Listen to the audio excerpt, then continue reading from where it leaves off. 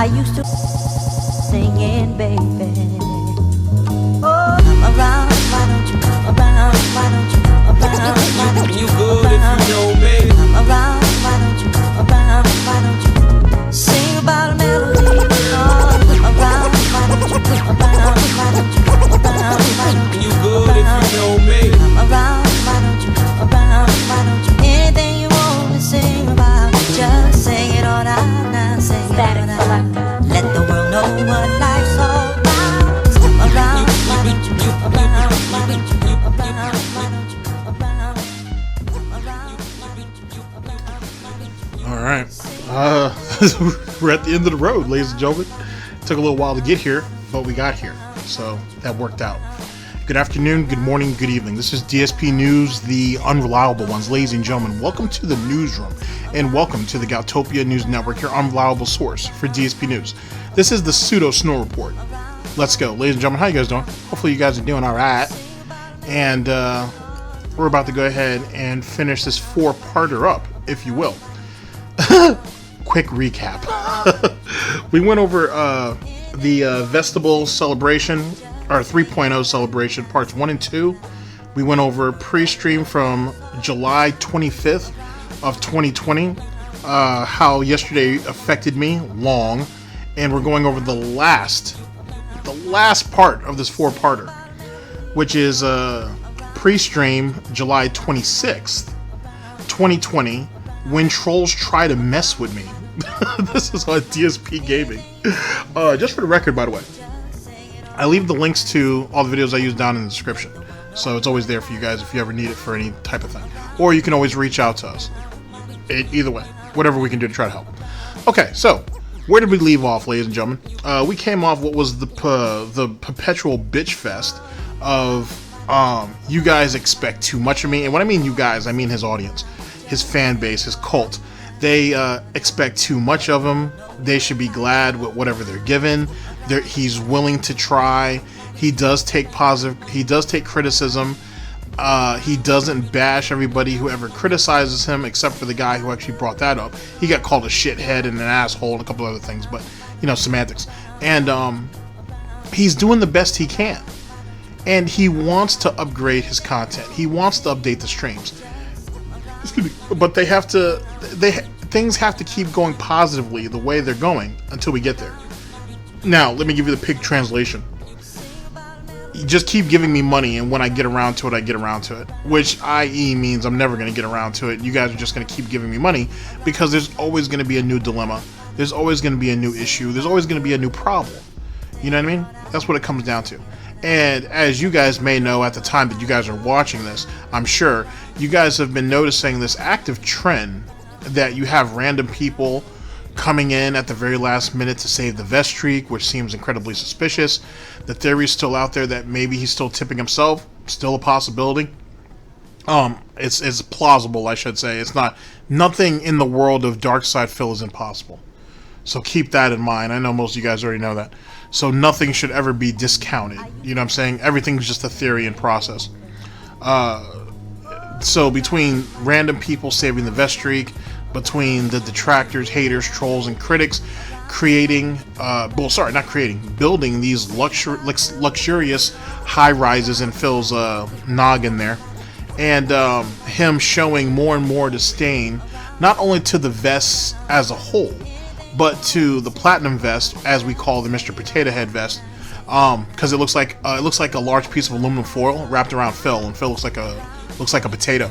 I guess he's been eating so much of it. I guess it's true that you are what you eat. It's turned.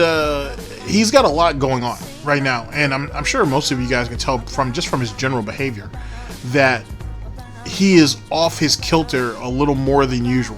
Like, you can tell that shit's irking him in the worst possible way. One of the things that could be one of the driving situations, behind that is the fact that he won his bankruptcy. The foreclosure's still out there in the wings, but he's won his bankruptcy. He should have been good. He should have been able to go ahead and do what he wants, essentially being WWE champions, until he got ousted from pretty much every guild that he tried to join up with.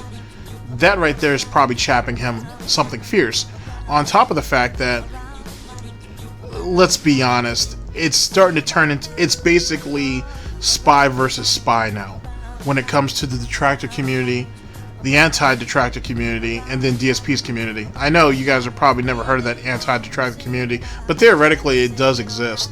A group of people who just like fucking with detractors, so in turn the detractors fuck with DSP, so it looks like the detractors have egg on their head, so DSP gets false confidence and it keeps the whole circle going. Yet again, it's a bit more of that artificial inflation, which usually never lasts, but theoretically it does exist in some small some small quantity. So you have people that are being a bit more, or scrutinizing what information is being given to them much more diligently, I guess you could say. Now keep in mind, everything's a theory. Nothing's impossible. The best way of going about it, ladies and gentlemen, is take everything at take half of everything you see at face value, essentially, until you can corroborate the rest. And even then, some of the people who have sources and so on and so forth, the sources are kind of shaky according to other sources, and it's just a whole rigmarole. And either way, ladies and gentlemen, the truth of the matter is, and anybody who's been around for a really long time will tell you, SnortBucks, Mr. Huff Stuff, Agent Proper of the DIA, Tevin, all those people, Theo, all these guys will tell you that eventually the truth will always come out. At the end of the day, there's very few things. There are a few mysteries in the DSP lore, but not as many as you would think when it comes to some of the larger and or more critical stuff. So sooner or later, all of this will come out in one way, shape, or form.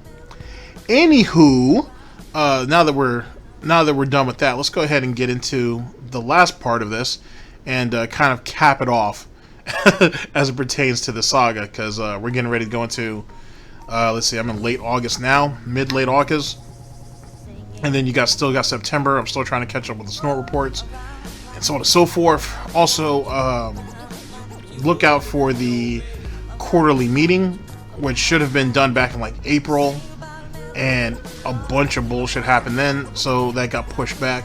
So look out for that. Not sure when that's going to drop yet, because there's been so much time that passed from when I originally recorded it that you know what I'm saying, it has to be re-recorded, and I have to figure out how I want to structure it. So hopefully by no later than the end of October, to be honest. I'd like to have it out before the holidays, so you guys generally have an idea of what my situation is and whatnot, and what the situation is of everybody here with the channel and everything like that.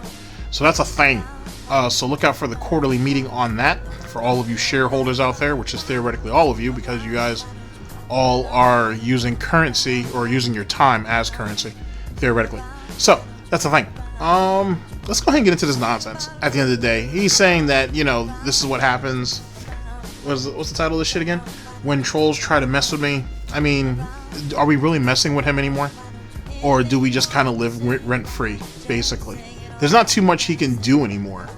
You know what I'm saying? The same bullshit tactics he used against detractors got used against him. So he's not safe. And his paranoia, I think, is even more heightened because of it. So, anyway, let's go ahead and get into the nonsense. Let's hear how the piggy squeals. I will cut the bacon up as I feel appropriate, and hopefully we can be a small part of what is your day. Ladies and gentlemen, this is the Snort Report, pseudo-Snort Report. This is DSP News, always late, never breaking. Unreliable coverage that you can't count on. Oh yes! A GTG, Networking Productions. You guys all know the slogan. It's been a while, but you guys all know the slogan. I don't smell no bacon cooking. But we're about to get on that right now. Hopefully Phil makes us amusing, since this is kind of his closing, well, his curtain call, so to speak. Anyway, it's time to watch me work.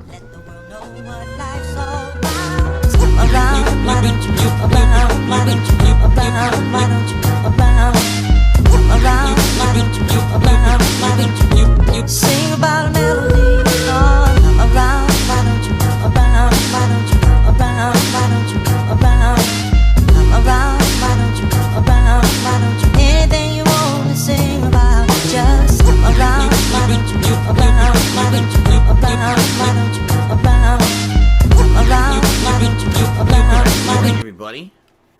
Good morning. How's everyone doing? What's going on, guys? What is up? How are you? I hope I find you well. I hope that everyone is having a good weekend so far. Today is Sunday, of course, the 26th of July, 2020. And I welcome you all to my gameplay stream, of course. And it's going to be a good one. Should be a good session. Should be a fun session of Ghost of Tsushima Progress. I'm excited for this because it appears, at least from, what we've been doing and what we've been seeing, that we may be reaching the end of the first area of the game. Pretty crazy, because I think last night I looked and I had about, I want to say about 15 videos of Ghost of Tsushima that I made so far. But every third video is usually around an hour and a half long.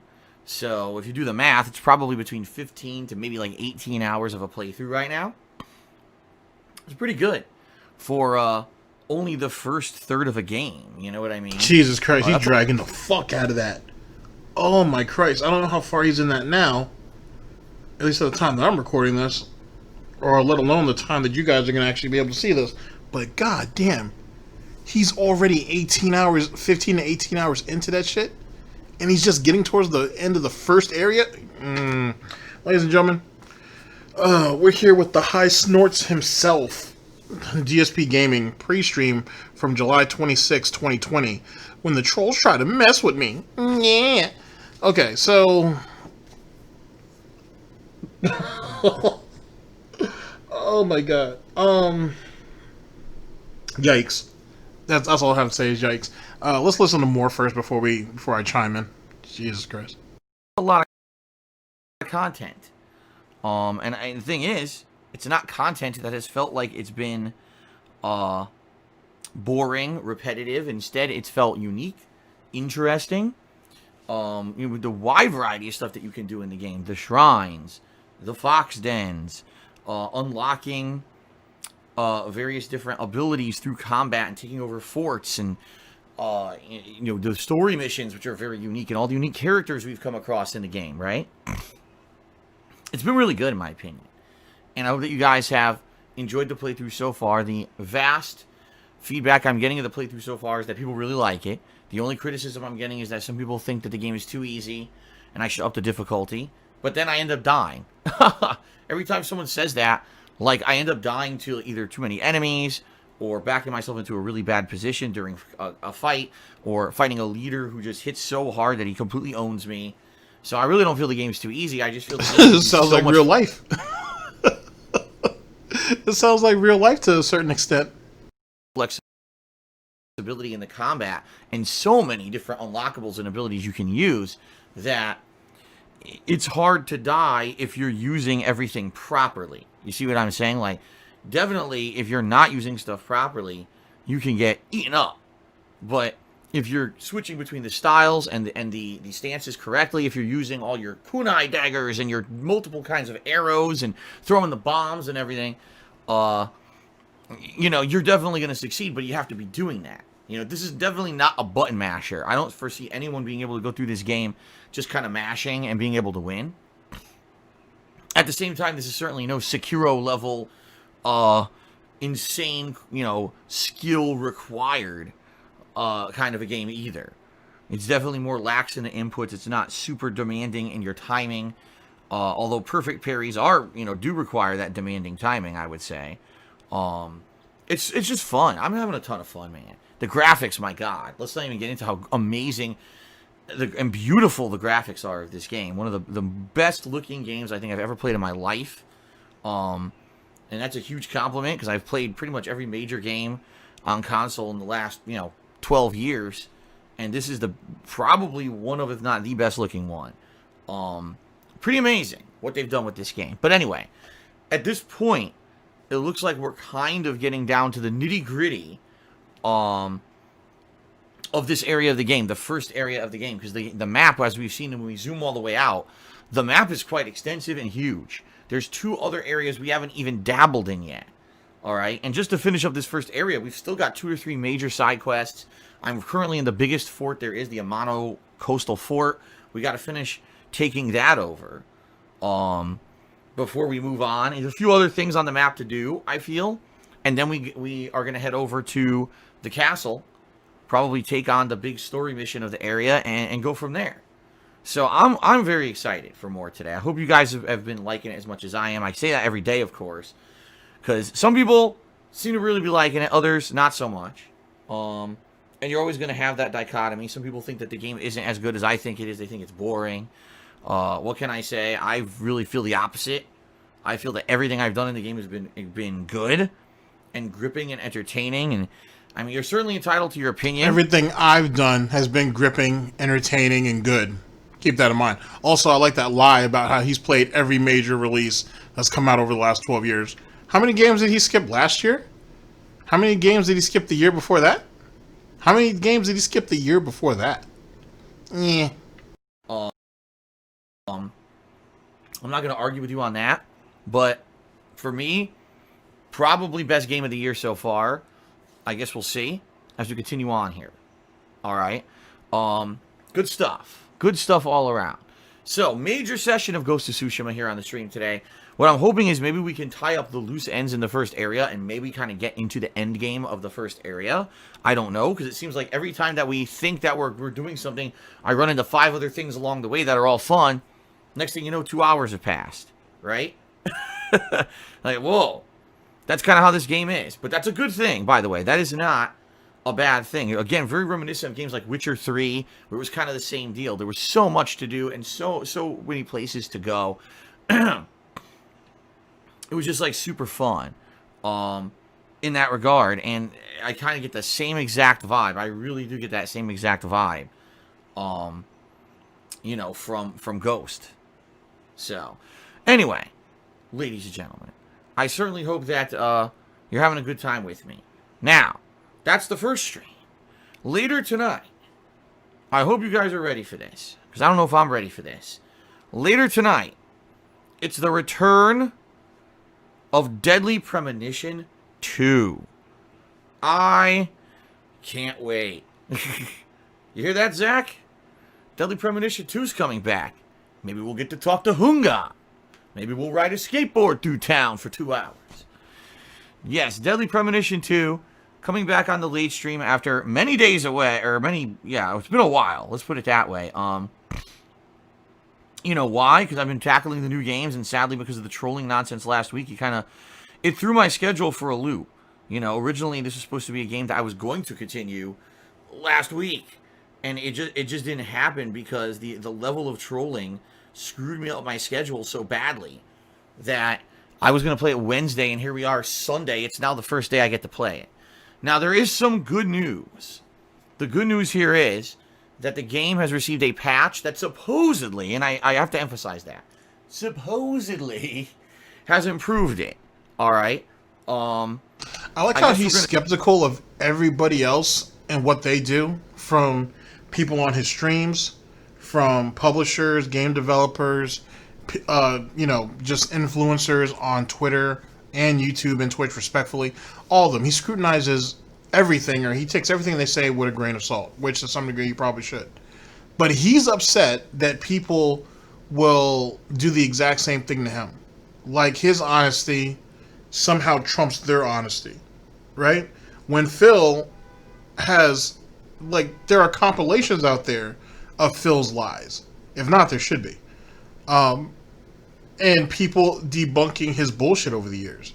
He's a pathological liar to some degree. You know what I'm saying?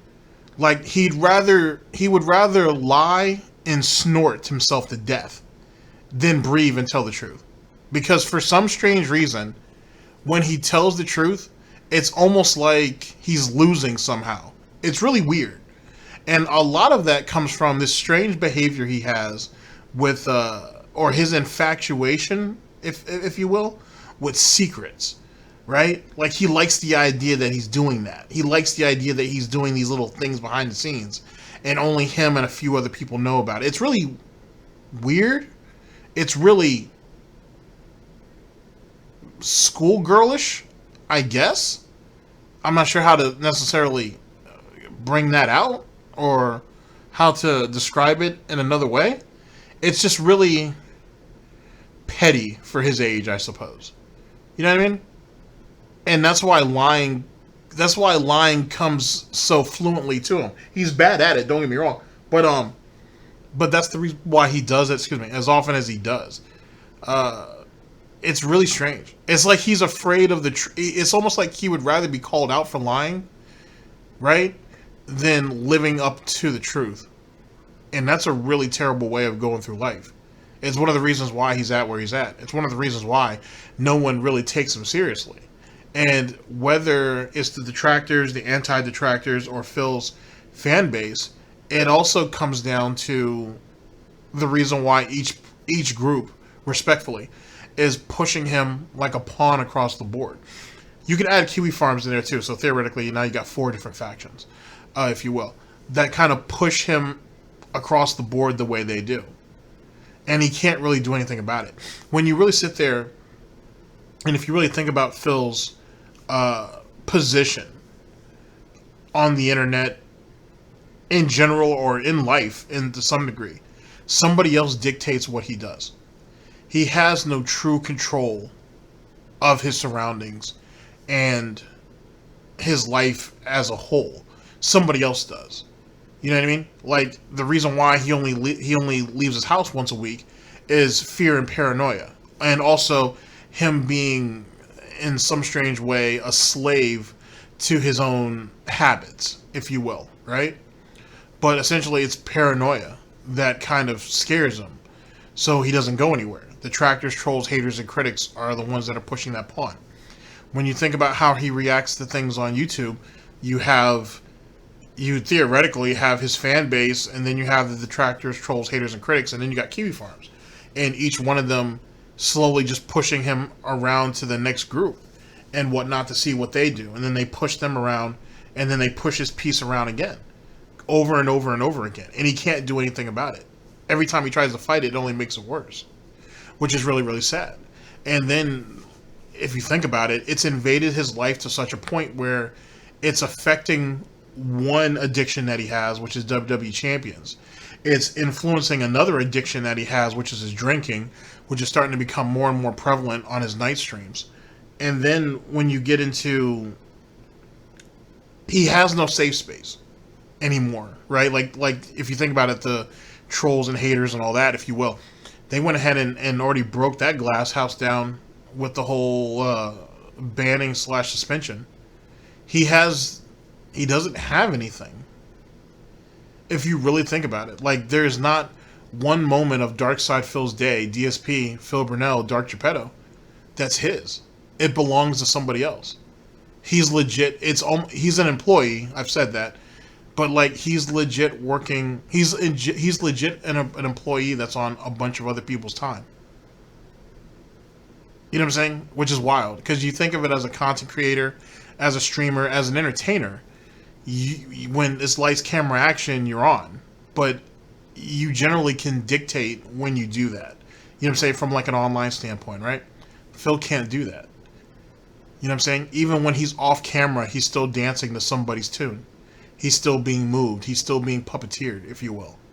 The only control that he has is over the people that are on his streams, like part of the cult and shit. And even then, that's slipping, and it's slipping fast. If you take all of that into context, it's a rather miserable existence of his own creation. And there's nobody else that he can blame for that. You know what I mean? You can't even throw all of that on a detractor. You can't do it as on a single detractor, let alone anybody in a group.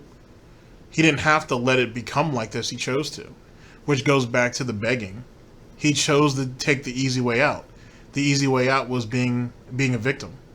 So now he has no choice but to live that. Because that's the only way he benefits. Same thing with begging. He didn't have to beg. He could have worked hard. He could have had people meet him halfway. He put in, they put in. You know what I'm saying? But he didn't want to do that either. He wanted them to take care of everything and him reap the benefits of it. So now, sadly, he's in a position now where everybody else dictates what he does. If he doesn't get his $200 a day from the vest streak, what's he going to do? Are we going to go back to the days past where angry snorts all around because he only made $30 a stream? Is he ready for that? I am. I'm sure a lot of you are. But is he ready for that? Is he ready to go back to that miserable existence where we're coming up with a different lie every day? Oh, Oh, I got chargebacks, but I'm winning them allegedly, but I got chargebacks. Oh, I've got overdraft fees. Oh, I can't afford groceries. Oh, what's another good one that he had? Oh, I have to pay my I have to pay my tax attorney. Oh shit. Oh, I had an unexpected bill come about, but I can't tell you guys about it because it's part of my personal life. But I need you guys to pay it though. I mean, what excuses does he really have? He doesn't even have any really good excuses anymore, to be honest, to exhaust. Now, in truth, he has 3. Let me take that back. Well, they're not even really good ones, but whatever. He's got 3 good options. He's got one, his personal health, which actually isn't a good one because we've already seen him deteriorate just throughout the year. Excuse me. So that's actually not even a really good excuse. We know how bad we have come to the assumption on what kind of shape that you're in. And that it's not affecting you from streaming every day or 6 days a week. So then it can't really be that bad, can it? So I guess you can fuck off with that. Then something happens to Jasper. Like Jasper is sick for whatever reason, and that's an issue that's really like tearing him and Kat up. Okay, fair enough. Then why can't you take an extra day off to go and take him to the vet and get it addressed? And he's not going to have a real excuse for that. Oh, well, I have to work. I need to work. You know what I'm saying? Because if not, who's going to pay for it? Well, Kat will, I would assume. Because I would assume out of the 2 people in that house, I assume Kat gives a damn about Jasper and she wouldn't let him die. And did you forget, Phil, that you have insurance on Jasper? You told us that early on as well. Did you forget that? Also, your parents wouldn't let Jasper die. So you working is kind of incidental to the overall situation, is it not? Anywho, and then the third part is if something happens to Kat. And that would be easy to verify because we know where she works. It wouldn't be hard to like find out if she missed anything over a week or 2 of work. And if she didn't, then he would have to explain that. So as you see, a brain dead detractor like myself, if I could start closing off the avenues around Phil, then how much time do you think it would take someone who is like deeply entrenched in this shit to do so? How long do you think it would take some of the really smart individuals on Kiwi Farms or even Detractor Twitter to go ahead and start cutting off his avenues? It wouldn't take long. You know what I'm saying? Which is the reason why he needs the vet streak to continue to exist anyway. Because if not, it's game, set, match. He doesn't have any other real cards to play. You know what I mean? That's substantial. If anything, one of the, and I'll try to be brief about this, but one of the major knocks, if you will, against the detractor community at the moment is that there's nothing going on with DSP because everybody got overly invested during the 341 call and the bankruptcy and so on and so forth and whatnot. Because of that, a lot of people are just choosing to take a break from DSP and whatnot, and they're all kind of just periodically peeking in to see what's what. Excuse me. With that being said, if the vet streak falls or fails, if you will, then we go into what is the next financial crisis, what is the next big arc, if you will, when it comes to the DSP saga. The problem is that there's really nothing else to follow it up. You know what I'm saying? Like there isn't anything else to kind of expand on, if you will. Like the bankruptcy is done and over. His debt got cleared. He theoretically shouldn't need any extra help outside of YouTube and Twitch, to be honest. And when I mean Twitch, I mean the subs and his bits. Like, that's it. Even if he gets mediocre bitch tips like he used to back in the day, he can still survive off all that. He doesn't need, per se, the vest goal to keep existing. But he's not going to obviously let it go. And the only lure that he has to kind of keep that up, to keep people contributing to it, is that, oh, the streams will get better because I'll buy better equipment, and so on and so forth. He needs to try to get himself to the new consoles, first off and foremost. Now, one of the theories going around is that, well, it's not even a theory. It's like he needs someone to buy him the new consoles. Sorry, he needs them both. He needs them both. He needs to be able to go over both. And he needs someone to buy them. To be honest, he's not going to fuck it, I'll commit to it. He's not going to purchase them with his own money, if you will. Like, you know what I'm saying? Either Planet Jeff with his dead wife's insurance money will come through, and Phil will use that money, or whatever the case may be. But Phil's not going to spend his own money to do so. And there's another kind of reason for that as well. You have Kat. Kat's going to want the new consoles as well. Theoretically, she could pay for it on his own, but if Kat is wise in a way that I think she is, she'll make his bitch ass pay for it. And please believe he'll do it. He likes to eat, don't he? He likes his house clean, don't he? He likes the laundry done, don't he? And she works. There you go. I mean, it was only, what, a month ago when someone offered to get him a new Switch, and he was going to give his old one to Kat, and then he was going to keep the new one.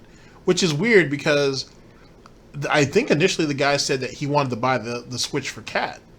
So why the fuck would you pass Kat the old one and you get the new one? Especially when the old one that Phil currently owns, he didn't even buy that one. Someone sent that to him when the original one bricked, allegedly. Something to think about. Also, I want to try to give you guys an idea, or I want to try to, gauge what you guys think the next big saga is. Another thing I'm kind of forgetting as well is the divorce saga. We'll see how that one plays out. I figure that Kat would stick around as long as possible, but her being MIA as long as she's been, it does perk one's interest slightly. Anywho. But, a game that was running with between 5 to 10 frames per second in the open world, if it runs at like 15 to 20, that would be a dramatic improvement. Not to say that games should be judged by that criteria. They certainly should not, okay? By any means. So, it is what it is, but we shall see what happens tonight. Now, in that game, I'm pretty far in. We played the heck out of Deadly Premonition 2 a couple weeks ago when I was playing it quite heavily to try to get as far as I could before we got into Ghost of Tsushima. So, we're actually around Act 3 of the game, and that's really like the ending act and the ending storylines. So, in reality, within another session or two, we may actually beat the game. Someone actually said if I do focus in on playing it maybe a few times this week as a late night stream, I should beat it. So, I think that's what we're going to do, because that's a game that I played the heck out of and then dropped completely a week and a half now. I haven't played it, and I definitely want to continue the quirky plot line, the weirdness aspect, and of course the plot. We want to know what's going on, which no one can figure out yet. Although I have had some speculation and some guesses. Okay, so we'll see. But that's tonight, 2 hours of Deadly Premonition 2. All right, on the late stream. I hope you will join me for that. Okay. Tomorrow it will be more Ghost of Tsushima on the early stream. All right, another 3 to 4 hours. We'll see if maybe we can actually get into maybe the second area of the game at this point. I don't know, but we'll find out, okay? Tomorrow night, likely it is going to be more Deadly Premonition 2. I'm not 100% on that yet, but being, like I said, that I am trying to finish up the game and maybe move on to something else, I think maybe focusing on it a few times this coming week makes sense, so maybe we'll do it again tomorrow night, get another 2 hours into it, all right?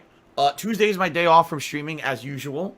I'll be spending time with my family, my wife, going out running errands. I got a lot of errands and appointments and things this week, actually. It's a very busy day where probably not going to be a lot of time for fun, more running around place to place on a schedule. But then when I return on Wednesday, there will be more Ghost of Tsushima, and probably I'll return to Paper Mario for the late stream, because at that point I wouldn't have played it for a couple of days. Thursday, I'm kind of... Let me put it this way, guys. I love Ghost of Tsushima, and I want to keep playing it as the main game every day as long as I can, because I like it that much. At the same time, I'm a little nervous, and here's why. I would gladly play this as the main game every single day until I beat it, and that could take weeks. But I'm afraid that people are going to get burnt out on it, and are going to say after a while that they're tired of it, and I don't want that to happen. Okay? I don't want that to happen. I want people to think that there's, good stuff here on stream every day. There's variety of stuff because I'm a variety streamer. I don't want to think, I mean, it's Ghost again. It's Ghost again. I'm tired of this. I'll come back when he's done with Ghost. This week coming up, there is a new major release coming out. It's Destroy All Humans Remake. Comes out on Tuesday. Now, I'm very skeptical about starting up a new playthrough when I have 2 ongoing playthroughs already. Major ones in Ghost of Tsushima and Paper Mario. Of course, we're still trying to finish up Deadly Premonition 2. Alright?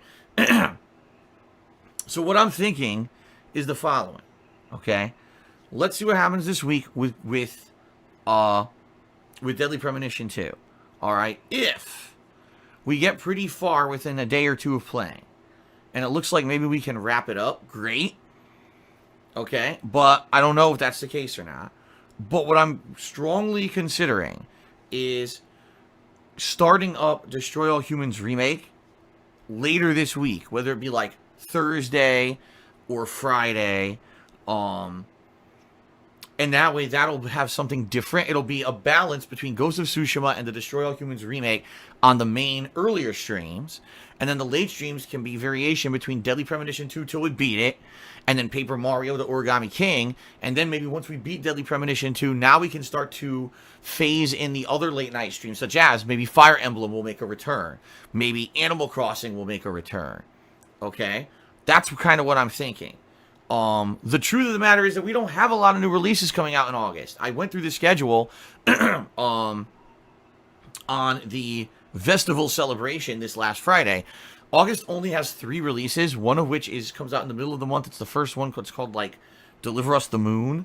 And it looks interesting, but I don't know if I'm going to play it. I might just skip it. And then instead, the next major release will be near the end of the month. So if that's the case, I'm going to have the majority of the month to focus in on the games I'm already playing. Namely, Ghost of Tsushima, etc. So if I start up Destroy All Humans maybe later on this week, and I balance that with Ghost of Tsushima, at least that would give the daytime streams some variety. And then the night streams, like I said, can focus on finishing Deadly Premonition, Mario, and then maybe bringing back the other stuff that I had been doing that's been on hiatus for a bit. Okay? That's what I'm leaning towards. Now, if you guys disagree with this and think that this sucks, is a bad idea, by all means, please tell me. I'm trying to balance this out for variety's sake. And the last thing I want is that you guys to be like, oh, man, Phil's playing too much now at once. Maybe he shouldn't have started this or whatever. You know, I want to put out stuff that you guys are both enjoying, but also that doesn't feel like the same thing every day. That's kind of the vibe I've been getting for a few days. It sounds like people are maybe getting a little burnt out on Ghost. Even though I love it every time I play it, there's some people who every day are like, oh, it's Ghost again, it's Ghost again. You know, and that's not what I want, okay? That's not what I'm going for here. I want a vibe of Phil's playing a variety of stuff and good stuff that we're enjoying, not Phil's just forcing himself to play a new release that I don't really like, okay? So, we'll see. Let's see what happens.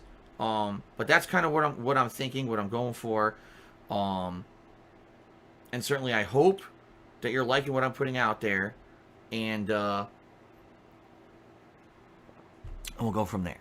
All right. Now, in addition to that, ladies and gentlemen, please vote on the Viewer's Choice poll. It's very important that you do. All right? It's very important that you do this.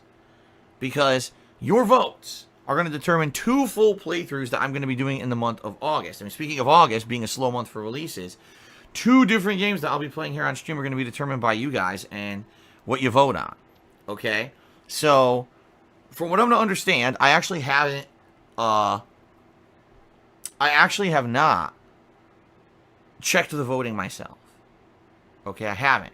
But, from what I'm to understand, okay, the voting is just like between maybe 5 votes for all these games. There's 10 games in the running. All right, and apparently it's like 5. Oh, okay, I was wrong. 4 votes. Golden Colts is the top 5 games in the poll are only 4 votes apart. Right? That's crazy. And with the big variety of games that are in that poll, I mean, it's crazy how different those games are. Max Payne 2, Divinity Original Sin 2, Batman Arkham City, Danganronpa V2, Manhunt, And that's just the 5 off the top of my head. Not a single one of those games is even similar. You know? So, that's crazy variety. And I'm very interested to see what ends up winning these polls. Because, again, 2 full playthroughs, not 1. That will happen starting in August. So, I hope that you guys will vote if you have not. Alright? So, please, vote, and vote some more. You must vote. Okay?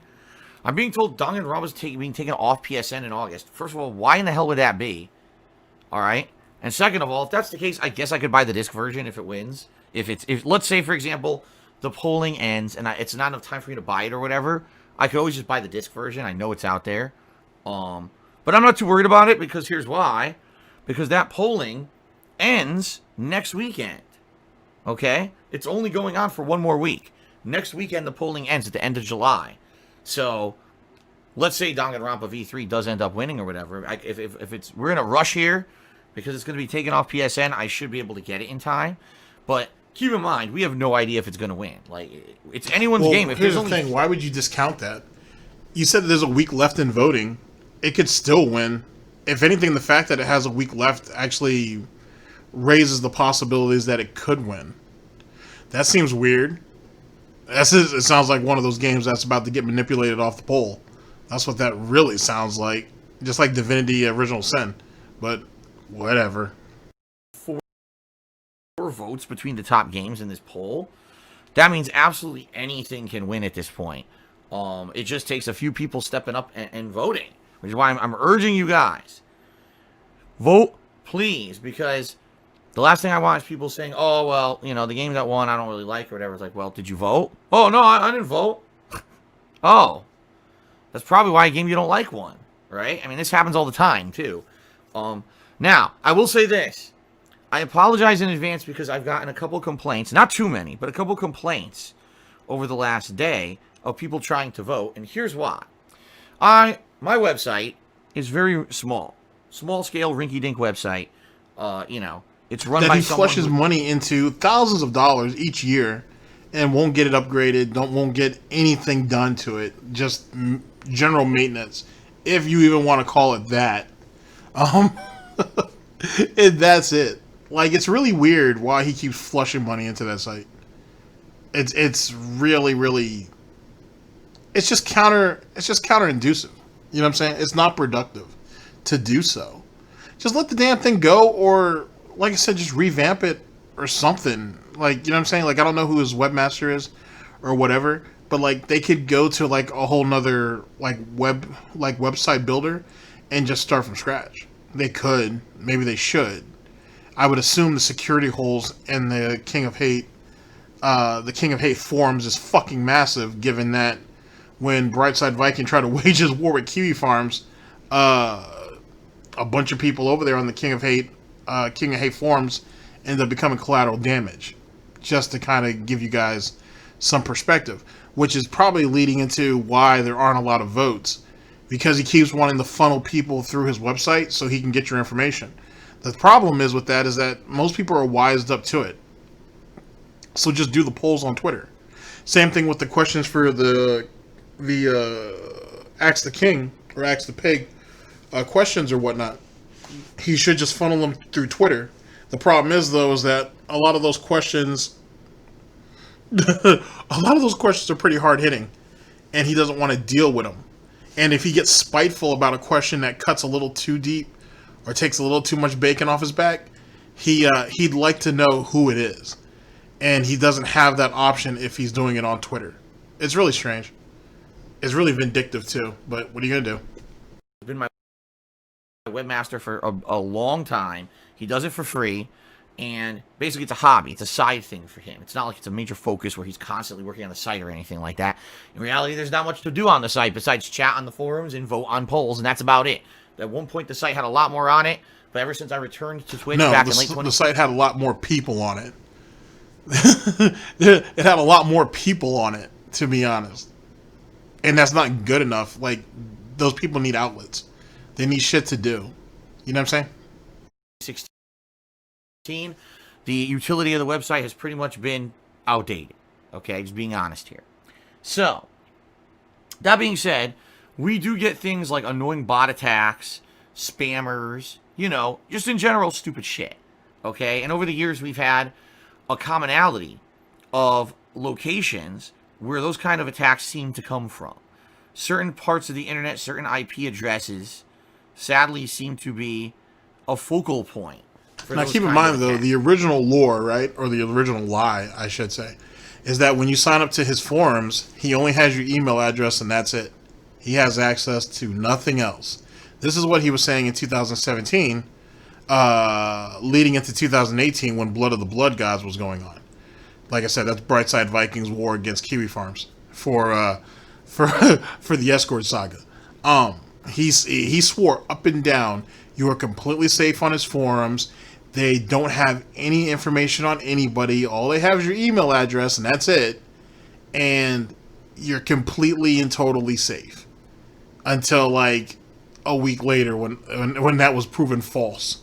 And then there was this mass exodus of people who wanted to get the fuck off their site. I remember you can find archive pages of it for sure, like on Kiwi Farms, and you might be able to find it on like Encyclopedia Dramatica or something like that, or Lolcow Wiki. But there were threads where people on his forums were like, I want to be wiped off of this website ASAP, immediately. And you got Brightside Viking and you got that other dude, I think it's KG, who are like, you're perfectly safe. It's all, they can't do anything to you, yada yada yada. If I'm perfectly safe, then just wipe me off the site, man. I want off. I'm gone. I want out. And I'm talking about multiple people said that. and Phil and then you could just see it on the pre-streams the following day.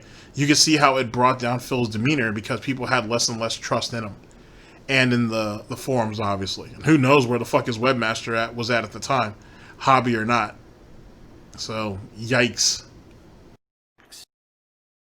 Okay, so what we did a long time ago, this was like 2-3 years ago, we created a listing of common IP addresses where these kind of attacks would come from. The problem is, you say, well, what's the big deal if a bunch of bots invade the site? You may not think it's a big deal, but when bots are invading the site and they're posting up links that are making people click on them, and now next thing you know, oh, it was a scam site, they got your information, they're keylogging your fucking computer and shit. That's funny, because that's how Superhound ended up knocking Phil off of... that's how Superhound ended up DDoSing him. Superhound sends him an email or whatever, and it has a link embedded in the email, and Phil was stupid enough to click it. Like, the dude, he knows the email's coming from Superhound, right? Or it was an email or a DM. I think it was an email, though. But you know the email's coming from Superhound, right? You know that he's sitting here trying to get you kicked off of Twitch. And for some reason, he sends you a message with a link attached, and you thought it was a good idea to click it. Yikes. Now Phil's saying, oh, well, you got to be careful because there are people that can, add certain types of vulnerabilities to the site. If you click a link, you could get totally fucked, this, that, and the third. You saw how he took his situation, his dilemma, and went ahead and kind of just added it into the trough for the pay piggies. Like, hey, you guys got to be pretty cautious because this could happen to you and be egg on your head, ack. Same shit. Same shit. Can't have that on my website. In addition, we can't just have 100 bots come in overnight and start spamming all over the site. So we have these things in place to stop this from happening. Okay? But sadly, there are some people who are negatively affected by this because there's some people who have maybe an IP address that's very similar to the addresses where these are coming from. All right? And, it's annoying when this happens because you register, you want to vote, and now you can't, right? That sucks. I don't want that to happen, obviously. It's not intentional at all. But it is what it is. And some people have contacted me over the last day, and they're like, I registered, I want to vote, I can't vote, what gives? I'm like, I'm really sorry. Obviously, it's not what we wanted, but we had to somehow do like a blanket protection for ourselves. And this was really the only way that we could go about it, was to do this kind of like IP protection from these malicious parties. Since we don't have, I don't have high-level security. I don't have a team of people working on this. You know what I mean? Like, there's not much I could do about it at all. So, that being said, you know, it kind of is what it is, right? It is what it is. And, you know. So why would you ask people to go to your forums to vote on the polls for the next game playthrough when you know innately there's a possibility that they won't be able to because you're basically checking people's IPs from behind, checking people's IPs out behind the scenes. You're pre-screening people, if you will. And more than likely, let's be generous. Let's say 40% of those people are going to end up getting bumped because their IP is similar to a burner IP that someone may have used at one time or another. Why would you even go through the hassle? Why would you even go through the hassle of asking them to vote on your fucking forums then? And it's funny because you would think outside of the usual suspects who are already on the King of Hate forums, who are already exposed and don't care, or just have accepted their fate, for everybody else, they don't want the drama and the bullshit, so let them just vote on Twitter. Matter of fact, why is he even making voting mandatory on his forums when just about everybody over there has a Twitter account? Just let them vote there. You know what I mean? Just let them vote there. Just do yourself the solid. Because he doesn't want to use an outside external polling site because he said that, oh, the trolls and haters can hack into that and manipulate it too. Okay, whatever. Then just use Twitter. At the end of the day, most of the main majority, I would assume most of the mainstream detractors, whether because they make content on YouTube or on Twitter themselves or Kiwi Farms, most of those people are already blocked on Twitter anyway. So what do you have to lose? You know what I mean? What do you have to lose at that point? There's at least a few people in the past day that contacted me and said, I registered, I went to vote, it says I'm banned. The only thing I can recommend is this. Try to register again, but when you do, you have to use a VPN. VPN will change your IP address to something completely different, and hopefully it would be an IP address that is not negatively affected, you know, by our protections that we have in place, I hope. And I hope that you would be able to not have a problem with that. Okay? So, that's, you know, and someone actually, last night I said that to them, and they were like, oh, well, can you recommend a free VPN? No. You know, again, I'm not tech savvy in this stuff. I'm just trying to give you, like, generalized advice. I don't know what to tell you when it comes to finding a free VPN. I can't give you any advice on where to go. You know, and I apologize that it's a hassle to do this, right? That's life. If we didn't have these idiots coming to the site over the years to attack it and spam it and do nasty shit to it, I wouldn't have to even have that in place anyway. So apologies for that. I want everyone to be able to vote easily. Obviously, you know, in reality, I wish I didn't have to use the website at all. Whenever I try to do a poll outside of the site, you get so many malicious people coming in and doing fake voting and stuff. But aren't you accusing those same people of doing it on your site too? So what's the difference? If you think about it, I mean, if you think about it that way, right? It's like he's basically turning it into a less of two evils, right? So like, go to his forum and get exposed by him, right? Or go out there and vote, or have him vote, force the voting or the polls to be out publicly, and then him being forced to play a game that he doesn't want to play. Essentially, that's one of the two. At the end of the day. And he doesn't give a shit about the forums. All of this is like a... I don't know what the word I should use for it, but I got it. It's, well, it's not a word, more than a phrase. But I have it's essentially... It's another embodiment of his failure. Remember, the forums wasn't something that he built from the ground up. Like, fans did that for him. And then when those fans inevitably turned into enemies, or right before they did, he tried to wrestle away control from the site from them, whether he bought it or however he was able to, you know, acquire it.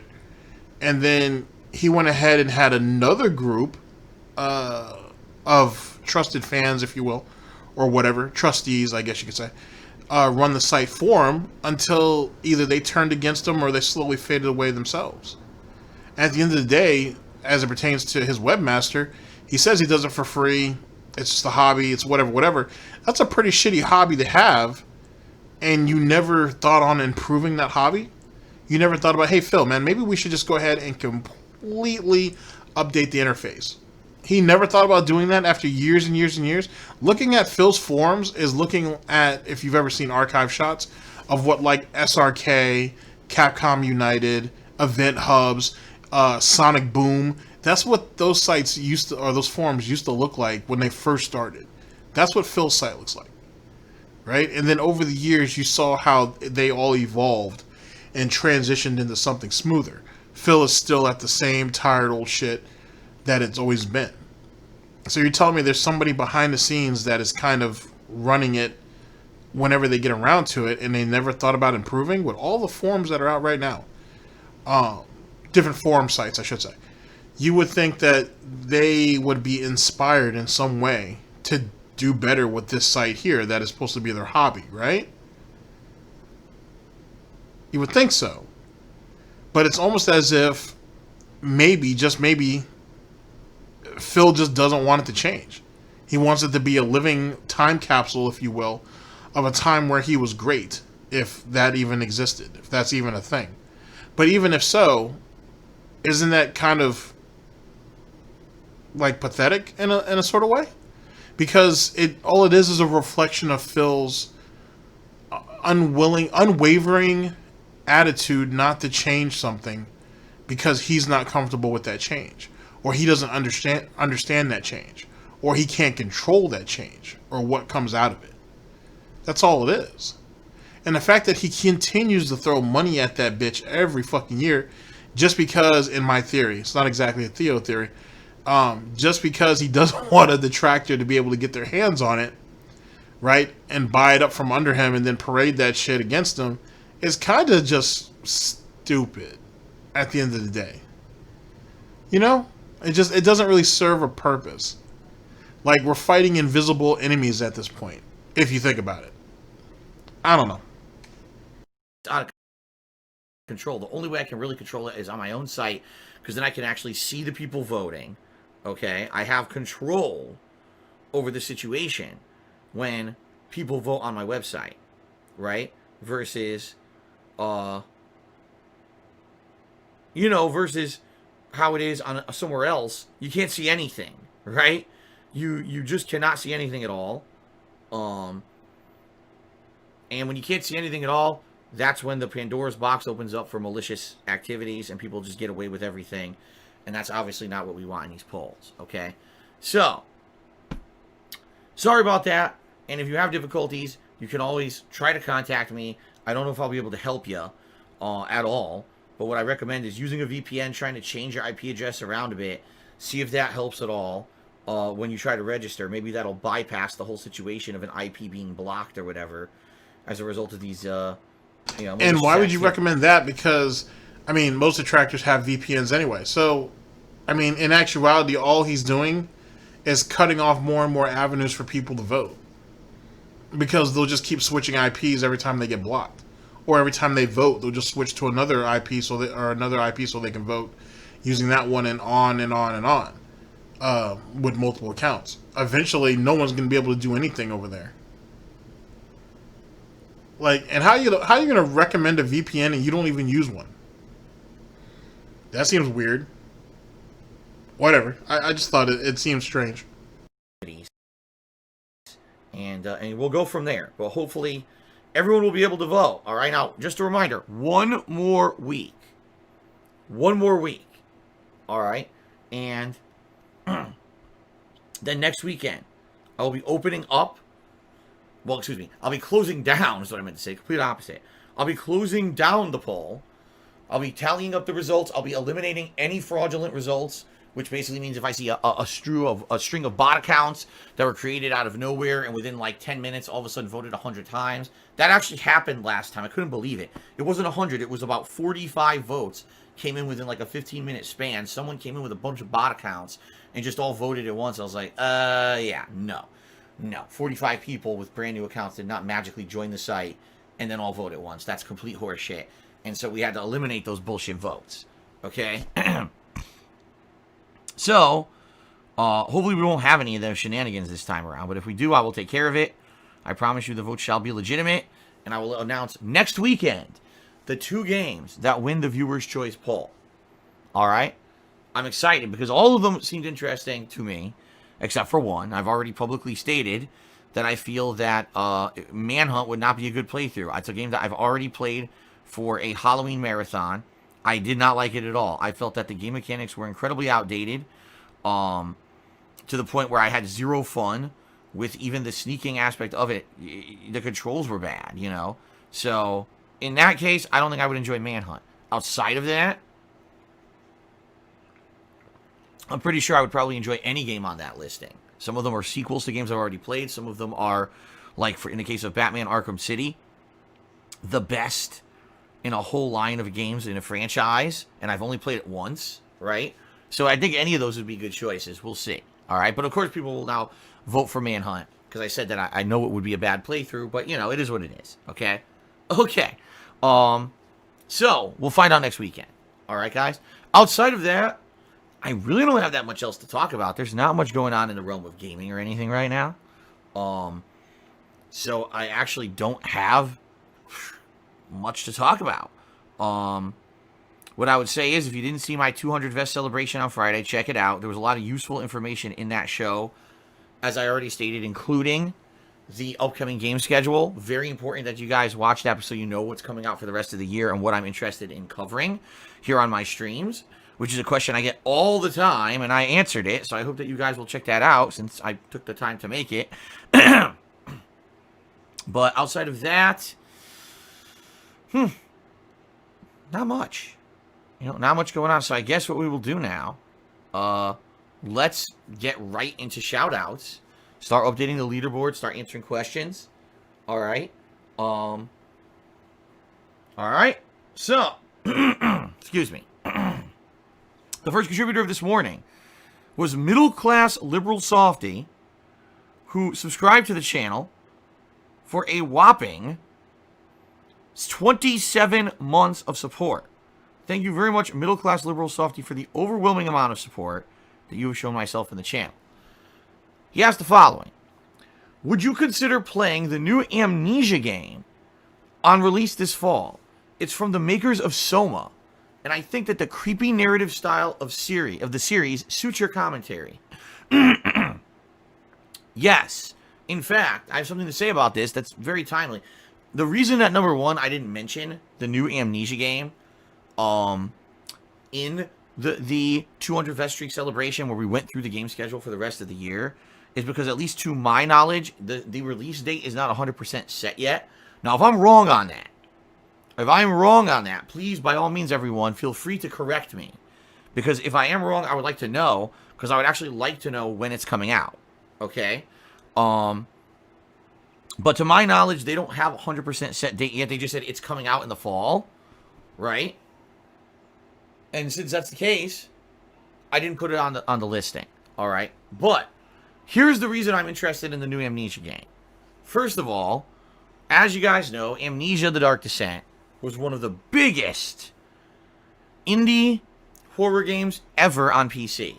It exploded in popularity. That was the game that in a lot of ways gave a lot of content creators a big kind of exposure. You know, when guys like PewDiePie, Markiplier, when they were all going and playing horror games back in the day, okay, when they were doing this, they were doing what was called, not face cam. Basically, they would scream at the camera every little thing in the game that they felt was scary. They would scream at this camera, all right? And as they screamed at the camera, people thought it was hilarious. And I, as you guys know, don't do that. When I play horror games, if something scares me, I'll tell you. And yeah, jump scares usually get me or whatever. But I'm not one of these guys that's going to sit here and overreact and scream at a camera. I don't get scared easily. I actually enjoy watching horror movies because I don't scare easily. I enjoy them for many other reasons. The campiness and everything. So I never got into that fad at all. Okay, I just didn't. I never got into that fad at all. Instead, when I play horror games, people tell me, we like you when you play a horror game for a completely different reason. Because when you play a horror game, all right, you basically dissect the game right? You actually get to tell us if it's good or not, rather than if it's, you know, you're not scared of everything. You call out the cheesy jump scares. You laugh at a lot of the things that are supposed to be scary. And some people have actually told me over the years, the real reason that they enjoy watching me play horror games is simple, because they can now watch them and not be scared. Like a lot of people say, I can't play horror games because when I play them, I get scared. But watching you play them, I'm not scared anymore. Okay? That's awesome. That tells me I'm opening up a genre of games to a whole new audience. Okay? And that's amazing. That's amazing to me. Because that's kind of what I'm going for. I want people to watch me as a variety streamer and have their eyes opened to a bunch of stuff that maybe normally you're not used to. Normally you're not, it's not part of your normal repertoire of what you would do. And because I'm doing it, now you get to check it out for the first time. And that's really awesome that people have told me over the years that's what we like to do. Now, in regards to this Amnesia game, all right, unlike the original Amnesia The Dark Descent, I missed out on the hype train for Amnesia The Dark Descent. All right, I did. I completely missed out on it. I didn't know what it was when it came out. Keep in mind, this was back over a decade ago. I was very ignorant to anything on PC. I didn't really take fan feedback that much. It was just I played whatever was new on console, and that was it. So when all these things were happening on PC, like Amnesia and all these other indie horror games that everyone was getting super popular playing on the internet, I never played any of them. I was skipping all of them and didn't really care too much about them. All right. Then years later, basically after all the popularity of these games had kind of already died out, in some cases they already had sequels, like, right? Amnesia got a sequel. Now I said, oh, okay, I'll play them because you guys have asked me for so long. So I did, but they didn't really get much attention when I played them. Like, people were like, wow, Phil, you know, the reason we watch people play Amnesia is because they tend to, like, scream at the camera and freak out, and you don't do that, so watching you play this game in reality isn't very interesting. Like, in fact, it's kind of the opposite. It almost exposes the game for maybe not being as good as a lot of people said it was. All right? Because, you know, you're not sitting here acting like a ninny, screaming and overreacting for the camera. Okay? So, when I played Amnesia The Dark Descent, I stopped playing it. I only played it like 2 sessions, and people complained it wasn't good. And I said, well, I'm just going to stop playing it then. Now, keep in mind, this was a long time ago. This was before I was a full-time live streamer, okay? This was when I was trying to make videos for YouTube. The overwhelming response that I got to making the Amnesia playthrough videos was, this game is not good for you. This is not something that is entertaining for us to watch simply because you don't freak out when you play a horror game. So stop playing it. So I was like, okay, and I did. I stopped playing it. So I actually, in reality, I don't even know what happens in the rest of Amnesia. I never got to it. You know, I just kind of skipped out on it. Okay. Now, over the years, I've played way more horror games that are more of this first-person perspective. You can't really fight the enemy. Instead, you're just basically trying to survive, kind of a deal. You know, it's the same kind of general formula. And some of them I've liked. Some of them not so much, admittedly. I guess they're kind of hit or miss is the best way to describe them. Last year, I tried playing 2 of them. What was it? Layers of Fear 2. And then I played Blair Witch. And they both stunk, in my opinion. Okay? Now, in addition to that, I did play the last game from the makers of Amnesia, which was called Soma. Now, this game was very different from Amnesia. Even though it was horror, it was more psychological horror. And what I mean by that is, you were supposedly an AI, okay? Not a human. And the fact that only an AI was alive, you couldn't find any living humans. All you could find were other AIs. It made you kind of question, is this real? Is this not real? What is life? Can an AI be considered alive? Or is an AI not alive? It had a lot of psychological questions. And at the end of the game, there's this big thing. It's a kind of a twist. And I don't really want to reveal the twist. But it was a really good twist. And that game, out of all the games that I've played that were supposed to be like horror, that game made me think more than any other game. And I actually said that year, it was one of my favorite games of the year because it was so different. It like was a completely different formula from what I felt Amnesia was. Okay?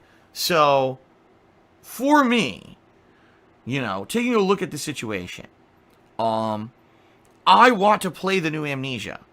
And here's why. Number one, I do feel like this game developer perhaps has grown a bit, and maybe the game will be better than that original one that I played, because now they've made other games, they've done other things, and I really liked what they did with Soma. So I'm actually interested to see what this new game will be in the Amnesia series. But in addition to that, unlike when I tried to play Amnesia last time, which was years after the fact of the game being popular, and by the time I played it, it really wasn't getting much attention anymore. Now I'll be playing it as a new release. Okay? And playing it as a new release is a very different thing than playing it as, oh, you're playing it after the fact, way old. Okay? So I'm excited to check this out. I am. I'm actually pretty pumped to check out a new Amnesia game. And I'm actually hoping that it turns out well and it ends up being something fun and interesting for the viewing audience. Not that I play it and then people complain, it's boring Amnesia and stuff like that. You see what I'm saying? I hope that, we get something great out of it. It ends up being a fun playthrough for everybody. I hope. And again, it might not. I don't know. Maybe it'll just be more of the same of like the last Amnesia, and it won't be good. I don't know what it's going to be. But I would hope that it will actually be good. So that's kind of my take on it. I want to play it as a new release. I'm skeptical, but I'm hoping that it'll be good. And once we get a solid release date, because I don't think we did, right? I don't think we've gotten a solid release date for the game yet. And since we don't have it, I can't tell you when I'm going to play it until we get that solid release date. So that's my take on it, okay? That's my take, and,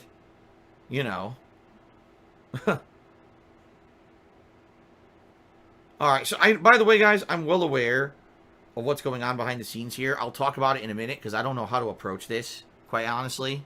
I really don't. I'm going to talk it out with you guys to see what you guys think. Okay? This is pretty weird, to say the least. Alright, we'll talk about it in a minute, I guess. It's weird. It's basically weird. I'm very skeptical. Let's put it that way. Okay? Fishy is an understatement. Alright, with what I'm seeing on the stream right now. So, I'll address it in a moment. Give me a second here. We'll get to it, okay? Alright, let's continue. So, Patty Maria Cantwell, whatever the hell that means, and there's no way I'm putting that name on the stream because that's way too many names, says, here we go. Why do you get so mad at that mobile game conspiracy theory thing? It seems like a bog standard boring detractor meme. A bog standard? What does that mean? I've never heard that terminology before. A bog standard. Okay. All right. I'll very briefly discuss it. I've talked about this before. I'm just going to very briefly discuss it because I really don't want to get into it again. Okay. The whole mobile game thing is that my detractors are obsessed with the fact that they feel that I have been playing, mobile games non-stop and spending exorbitant amounts of money on them and all of this, all based on not concrete information whatsoever. It's based on bullshit. It's based on speculation. It's based on what looks like someone impersonated me and used my Twitter handle, in a game. More than likely, originally, it was probably to get me in trouble or something. I don't know. Again, I don't know much about the situation because it's nothing to do with me. It's complete horseshit. But, over the past, I'd say 7 to 8 months, that's how long this has gone on, this insanity. They basically tried to fabricate information, okay? They tried to fabricate information and or just completely create drama and stupid shit around me to try to get me in trouble, okay? And what they tried to do is use misinformation to get my bankruptcy screwed up. When I was in the whole bankruptcy process earlier this year, these guys were actually lying about me to public figures who were involved in the process, saying, are you aware that Phil is involved with this and this and this and this and this and look at this and look at this. Now, thank God, I mean this, thank God that the people who handle this stuff don't buy into the drama and the bullshit like these kids do on the internet. Thank fucking God. Because they very well could have. Okay?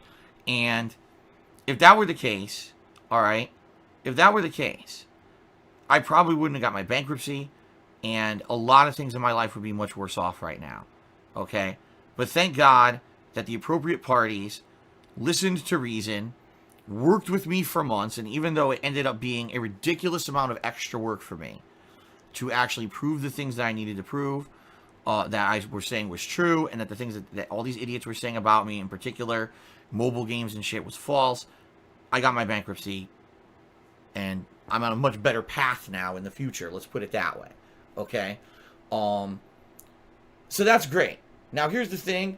If that's the case, if you're in a much better situation after the bankruptcy, which is what he's talking about there, by the way, then why can't he afford to do the smallest things, like getting, truly, like $400, that's a new laptop, you know what I'm saying, for what he needs it for, it's not anything extravagant, and a wireless keyboard and mouse. Why can't he do that if he's in a much better spot? And more importantly, maybe not more importantly, but if that was the case, then why did you have to redact? Well, why were you changing your initial bankruptcy assessment, I should say? Why did you keep changing that document up over and over and over again if all the information was correct and you did it all right the first time? Someone sowed some type of doubt in you to make you go back and change it, which thank goodness, because more than likely it would have raised a bunch of red flags the first time around. It's a good thing he changed it 2 or 3 more times afterwards. He'd have been in way more trouble, and that wouldn't have been the detractor's fault. That'd have been his fault. And yet again, there's something very, very wrong about his story. That's very obvious. You know what I'm saying? It's very, very obvious. And it's a shame that one way or another, the system failed. The system failed. It failed to hold him accountable for what is assumed. What is assumed. And more than likely, what the reality is being some type of fraud. In some type of way, shape, or form. But it is what it is. That all comes with being a public figure, right, Phil? That all comes with the idea that your information was going to be put out there publicly. Remember, you knew that was going to happen. Oh, well, he actually didn't know. He said that after the fact, once he went on Kiwi Farms and he saw people on Detractor Twitter spreading his documentation, spreading his public documentation around. And then he had people coming into his streams like, oh, Phil, did you know that these people have your information and you have 14 credit cards?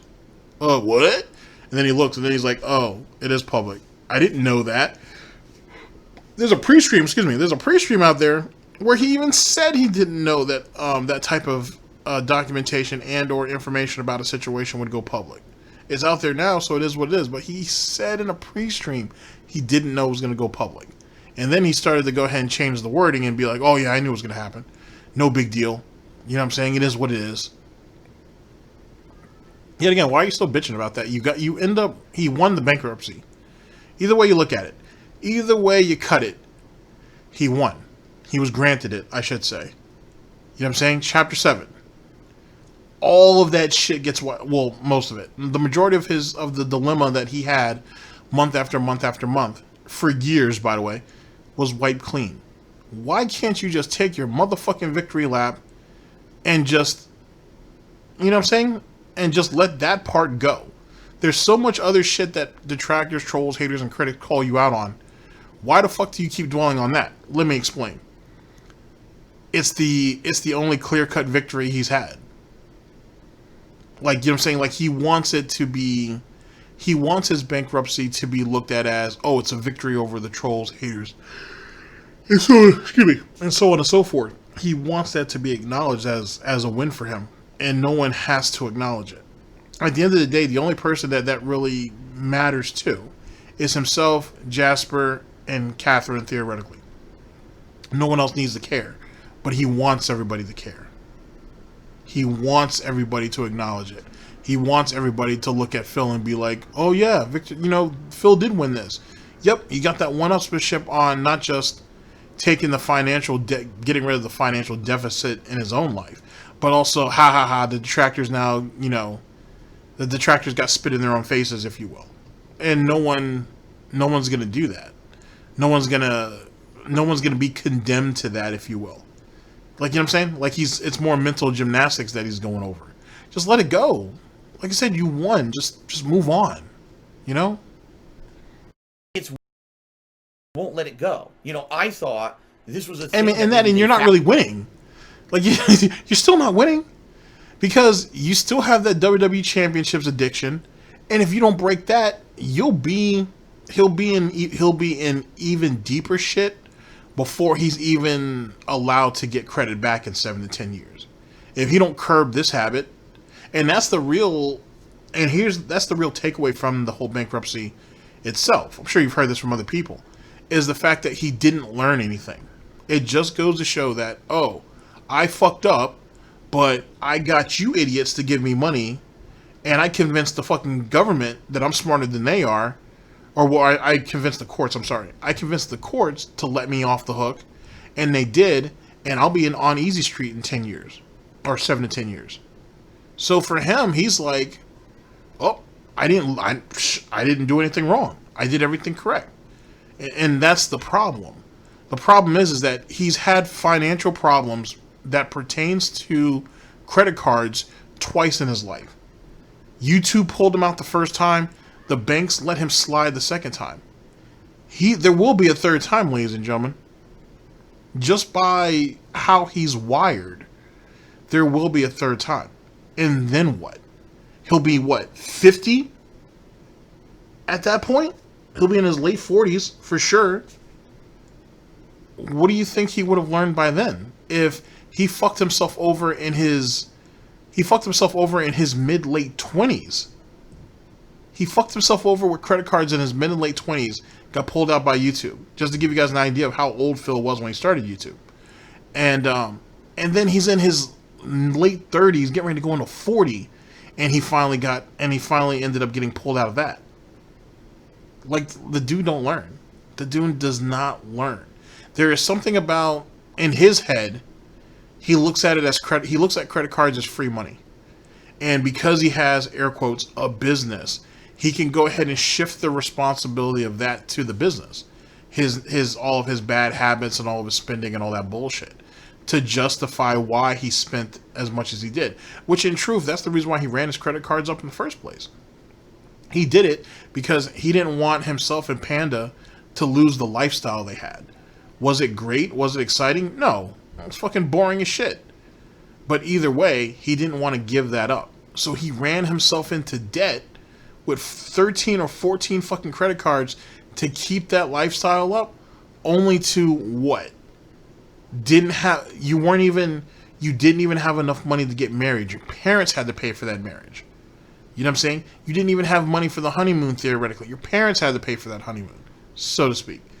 You come back and you still crying broke. After mommy gave you money for your initial, what was it?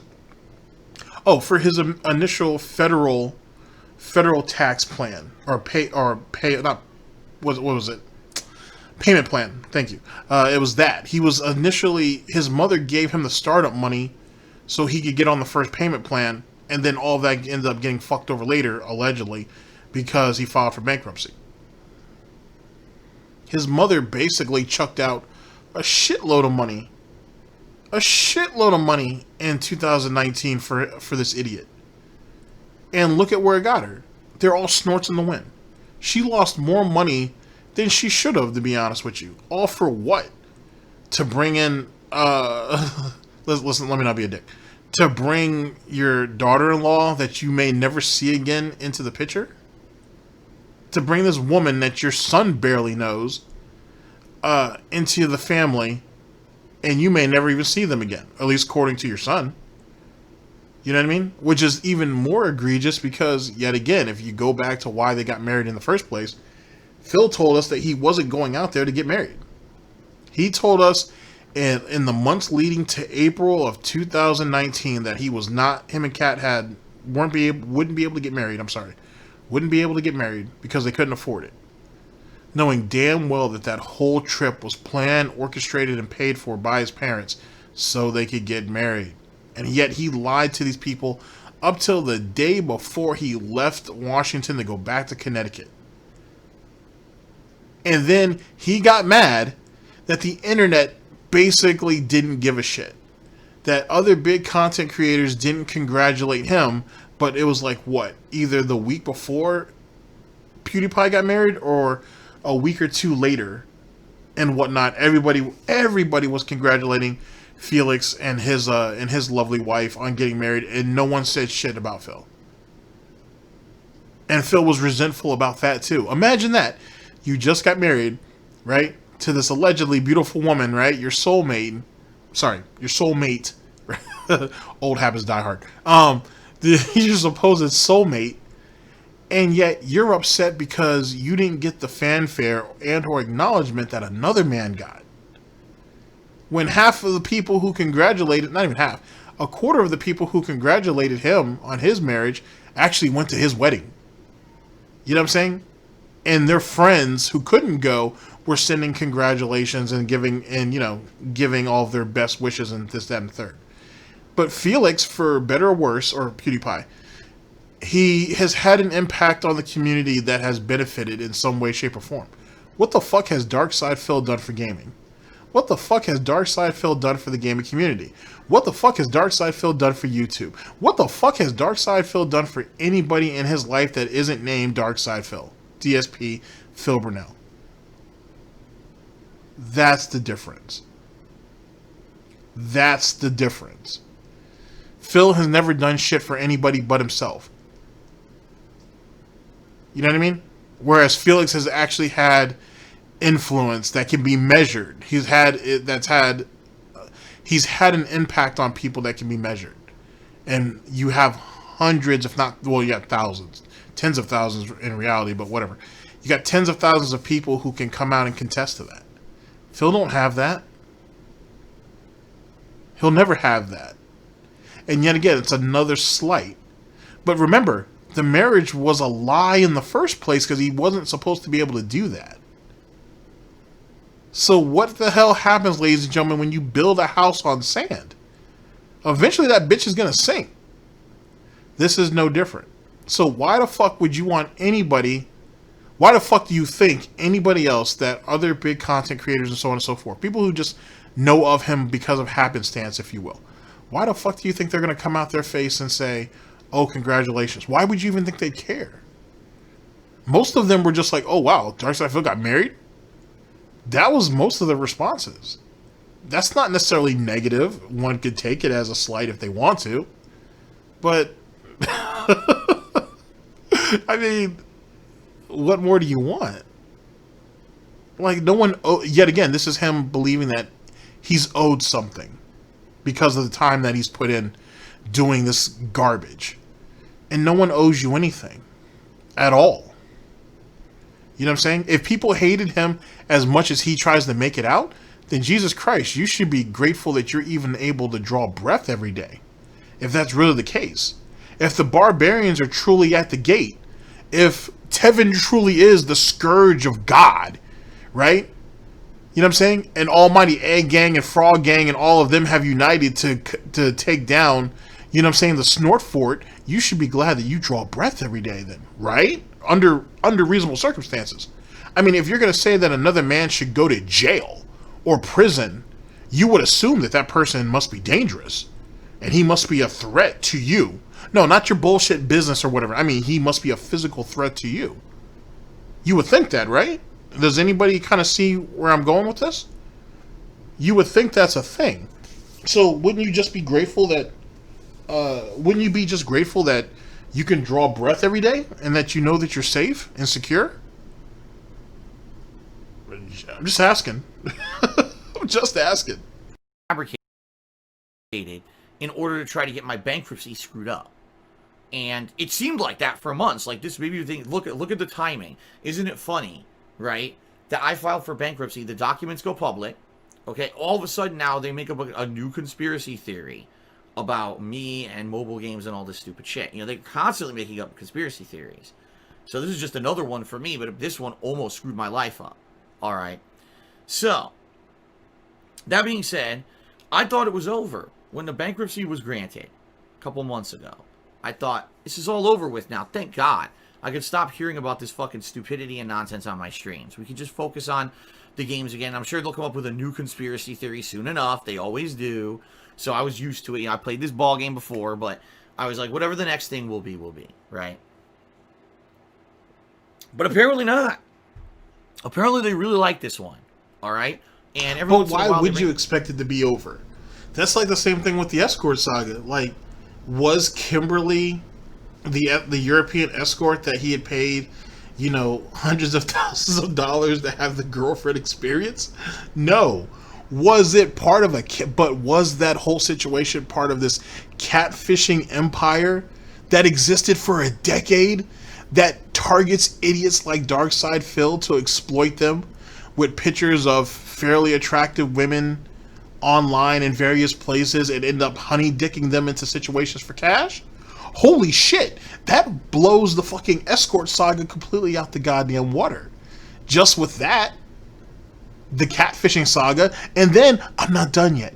Then you have Kat, right? Kimberly, Kat, you'll catch my vibe. Then you have Kat, who lives in Michigan, who has a man, and Phil is flying her back and forth. I'm not going to say unbeknownst to fucking Subaru Man. I don't know how much he knew and he didn't know, but you sat there, you were flying another man's woman back and forth, you know what I'm saying, across states, to have what, ladies and gentlemen? To have the girlfriend experience. Paying, let me not be disrespectful, but fuck it. You paying Kat and you paying Kimberly is kind of one and the same. The only difference is Kat was a little cheaper. To be honest, that was still somebody else's woman, right? That's someone else's woman that you were renting, right? You were going ahead and testing her out, seeing how she likes the house, see if she's capable of cleaning and cooking and so on and so forth, right? That's why you had that chick over there making brownies and making cookies and making muffins and all that silly shit. You know what I mean? Leading up to her moving in. You know what I'm saying? That's a thing. That's a bit of an issue, Phil. I mean, she wasn't paying for those trips back and forth. More than likely, Phil was. And we kind of can confirm that, or we at least know that, because around the same time, Phil was begging for money for his taxes. Remember? Phil was asking for tax money at this time, and had been for months leading up to it and months afterwards. So much so that we were having fundraisers for it was definitely charity, but for tips money. But then we find out 2 years later, we find out in 2020 that he hasn't been paying federal taxes, which is exactly why he was begging for money in the first place. He was out there begging and doing all these fundraisers and all that other silly shit at the end of 2017 leading into 2018 and most of 2018, to be honest, to get tax money. But he blew all of that to get Kat there. He legit put his taxes on hold so he can move another man's woman into his house. So let's go, but I'm sorry, I'm now getting into the Kat saga a little bit. Let's go back to the escort saga. So what was the escort saga originally? I'll try to recap quickly. Phil was supposedly paying a high-end European escort by the name of Kimberly Brinks, I think was her name, to give him the girlfriend experience. They had a nice little arrangement, allegedly, for a while. Then Phil couldn't pay for whatever reason, and she goes on Kiwi Farms and on Twitter and starts going to Detractor videos to basically put pressure on them to put pressure on Phil. Now, that ends up being all a big hoax. What it ends up actually being is the catfishing saga, which is essentially two individuals who ended up having a catfishing empire for 10 fucking years that targets stupid men and gets them to give up money, large amounts of money, for basically getting honey dicked online, right? And rather unique and creative ways, some more than others, and to essentially get money, right? It's basically like a shakedown, if you will. So that's what the real situation was with the escort saga. But then out of that, we find out that Kat is a thing, or Catherine is a thing, and that Phil's been flying her back and forth and is trying to get her to move in. But how would he be able to fly her back and forth if he don't got no money? And if she does have the money, and she feels comfortable with flying out to meet with him and stay at his house for a number of days, then why wouldn't she have just moved in right away? Like, why did it take X amount of time to do so? Why was it that she was, if I remember the situation, don't quote me, that she was kicked out by Superman and she was staying in another spot that Phil was paying for temporarily until he was finally able to fly her out to Washington? Which is kind of understandable why when she moved to Washington, she didn't have much of anything. All she had was her PC, her PC stuff basically. Her computer, or gaming PC, a monitor, the peripherals that go along with that, maybe the clothes on her back, and that was it. I think that's all she sent to him, is her PC and a few small things, and that was it. And that's when we found out that Phil had to use a hand cart because he can't lift more than 25 pounds. Oh my god. Oh, this shit always sticks with me. The fact that I can almost imagine him with his hand cart with both hands trying to wheel Cat's PC upstairs. I can imagine it. I legit can imagine it.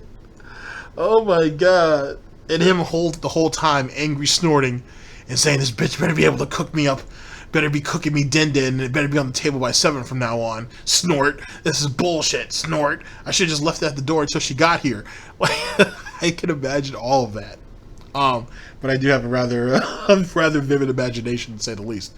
But that's what came out of the escort saga. Now, I know people, even to this day, will say that, oh, you guys are wrong, or some detractors out there take that shit as a major hit, this, that, and the third. And don't be wrong, I understand the whole issue about doing better. I get that. I get that 100%. At the same time, we got two for the price of one out of that bitch. Because think about it, if people weren't so enticed about the escort saga, who knows if we would have ever found out about the catfishing empire. And then that forced Phil to it put pressure on Phil, I should say, to go ahead and reveal the details about Cat. At the end of the day, it turned into a perfect nexus of lies and deceit on the fan base. And for what? Only a year later, he ended up lying to them again, saying that he wouldn't be able to get married, only to end up getting married. And then his parents hadn't spent up all that money to make all that shit happen, on top of the money that he had his fan base raise up twice in 2 separate fundraisers before they even flew back out to Connecticut. You know what I'm saying? This is what this scumbag does. This is what it comes down to. So when the bankruptcy situation came about, you can understand why people bid at that shit. Because who knows what else will come out of it, if you think about it. Now, I don't remember when WWE Champions was discovered. I can't remember the individual, or I can't remember when the individual on Kiwi Farms looked into that and found it, and so on and so forth. But WWE Champions was a long time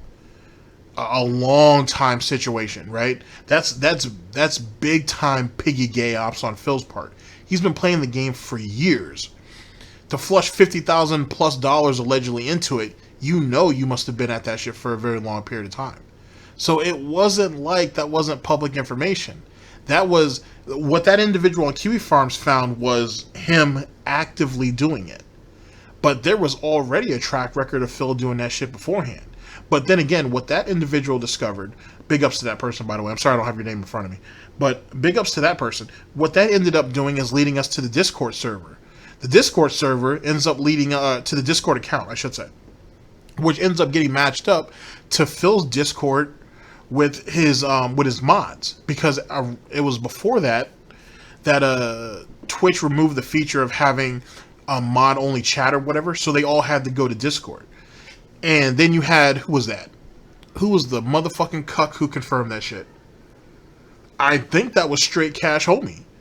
I think Straight Cash Homie was the one who confirmed that that was Phil's Discord. He's one of at least 2 mods who did it. And then that led into that nonsense. And then we're still not done with that. Who knows what other bullshit piggy ops that Phil's been doing in that Discord. Nothing has per se come out yet, but you know there's something. You know he did some dirt on that shit. And then when it comes to Phil getting suspended / banned from Twitch for that period of time, come to find out he has another Discord account out there in the wings that was allegedly given to him by Twitch to use to get in contact with his handler, his PO, whoever that person was, who no longer is with Twitch anymore. So when you start looking at when you look at a saga, right, and whatnot, there are arcs in that saga, and you shouldn't just take the arc. And one of the big things I think that comes out of the Escort saga is don't look at the saga at face value. Look at the little nuances that are also within it, because you never know what's going to pop up. You know what I mean? You never have a clue. And that's the reason why Darkside Phil has been able to garner the attention he has been for so long. The only problem is he doesn't financially nor morally benefit from it the way he wants to. The only way he benefits is by being a victim, by being a bitch, essentially. He doesn't get the benefit from it the way he feels that he should, where he's on top, he's king pig, and everybody's praising him for it. He doesn't garner the attention he wants because the attention he wants is boring. Like, there's nothing really to Phil except for the drama that goes on around him. And that's why artificial drama doesn't benefit anybody. It's like a quick dopamine fix, if you will. And eventually it's going to fade. You know what I'm saying? That's why people advocate don't throw money at him. You know what I'm saying? A well-formulated question, not even, just a well-worded question will usually produce the information or the buzz that you want over throwing him $1, $5, $20, or whatever the case may be. You know what I mean? So, anyway, just another hot take on my part. But that's the reason why, you know, he didn't win at the end of the day. It's just another round. It's just another round, if you will. The game's never going to be over, and he has to realize that. Phil is no longer the person playing the game. He is the game being played. End of story. That's how it'll always be. The detractors, trolls, haters, and critics who will follow us up will do the exact same thing. Well, hopefully they do it better, but they'll go about it in the exact same way. And so on and so forth. Phil's so like, oh, they want to push me off the internet. They want to see me die in the street. Shut that shit up and whatnot. I'm not going to lose any sleep if you ended up losing your house because you're just going to go back to your mom's house. Who cares? You know what I'm saying? You're not going to be destitute. So I don't need to feel bad for you from that standpoint. You didn't have no business being out there in the first place. You didn't have no business having that. You couldn't afford it. I mean, theoretically, you probably still can't, but you couldn't afford it. And even if he didn't have all this credit card debt from years ago, he would still not be in a very good position financially, or he wouldn't have the benefits financially in that of having equity in his home. Because Phil don't believe in paying in any extra into anything, which is one of his major problems. Real quick, and then we can actually really legit move on. Some DSP lore for you guys. When Phil, you can thank Almighty Tevin for this, but when Phil initially moved to Washington State, we're talking about within the first year of getting there, this idiot tried to draw from the equity of his home. How the fuck do you pull equity out of a home that you ain't even lived in a year yet? That you haven't lived in for a year yet? How do you do that? Who thinks that way? He did. Oh, I'm buying this house that for X amount of money, but I had to get a loan though that I'm slowly paying off. So theoretically, that money's not actually in the home because the bank owns the home. But for whatever reason, I think I'm going to be able to borrow against that equity. So I'm going to try to do it. And he tried to do that for the first 2 or 3 years he was there. And when the banks finally told his dumbass, multiple times by the way, that he can't do it, that's when he took out business loans. Here, let me give you another piece of lore real fast. Before that, when he was trying to actually, when they were out there, him and Panda were out there house hunting, Phil had to go to 3 separate banks until one of them approved him for the loan for his mortgage for the Connecticut condo, or for the Washington condo, the Snort Fort. He had to go to 3 separate banks until someone finally approved him. And then once he got approved, he thought he would be able to get the equity out of the home and be able to spend that any way he wanted. He should thank God that that's not what happened. He'd have been royally fucked if that's what the situation is. But yet again, this gives you an idea of what this idiot's financial sense is like. That's wild. You couldn't afford the house. 2 banks told you really have no business trying to get this house, especially when you already live in a condo that you owe, I don't know, 100 and, oh shit, what does he owe on that condo in Connecticut? Between, I'm gonna throw a number out there, between 115 to 120K that he owns on that house or that condo, and he's been paying on it since 2009. He only foreclosed on it earlier this year. He'd been paying on that bitch for over 10 years, and he still owe all that money on it because this idiot didn't actually believe in paying down the fucking house. He just wanted to keep paying them the minimum. And people want to say this guy's winning because he got his foreclosure. He ain't won shit. Or not foreclosure, his bankruptcy. He theoretically ain't won shit. He's still he's still got a problem with mid-first. He's still got a problem with those guys. And if they decide to actually sue his ass, what defense will he actually have? You know what I'm saying? He could potentially, let's try to be responsible here. He's potentially going to be right back into the fucking frying pan with the old grease, right? With the old bacon grease, as he was with the whole bankruptcy. He could possibly be back in the same situation, if not worse. The game ain't over. He's out here worrying about the Detractors. He need to be worried about that shit. Because eventually, that mid-first situation is going to pique somebody's interest again. And then eventually, a group of people are going to start following that back up and slowly but surely gathering the information as they do. And then, when these people are ready to go ahead and pounce on him, we're going to all have the general information up to that point. And then all you start doing is deducting shit.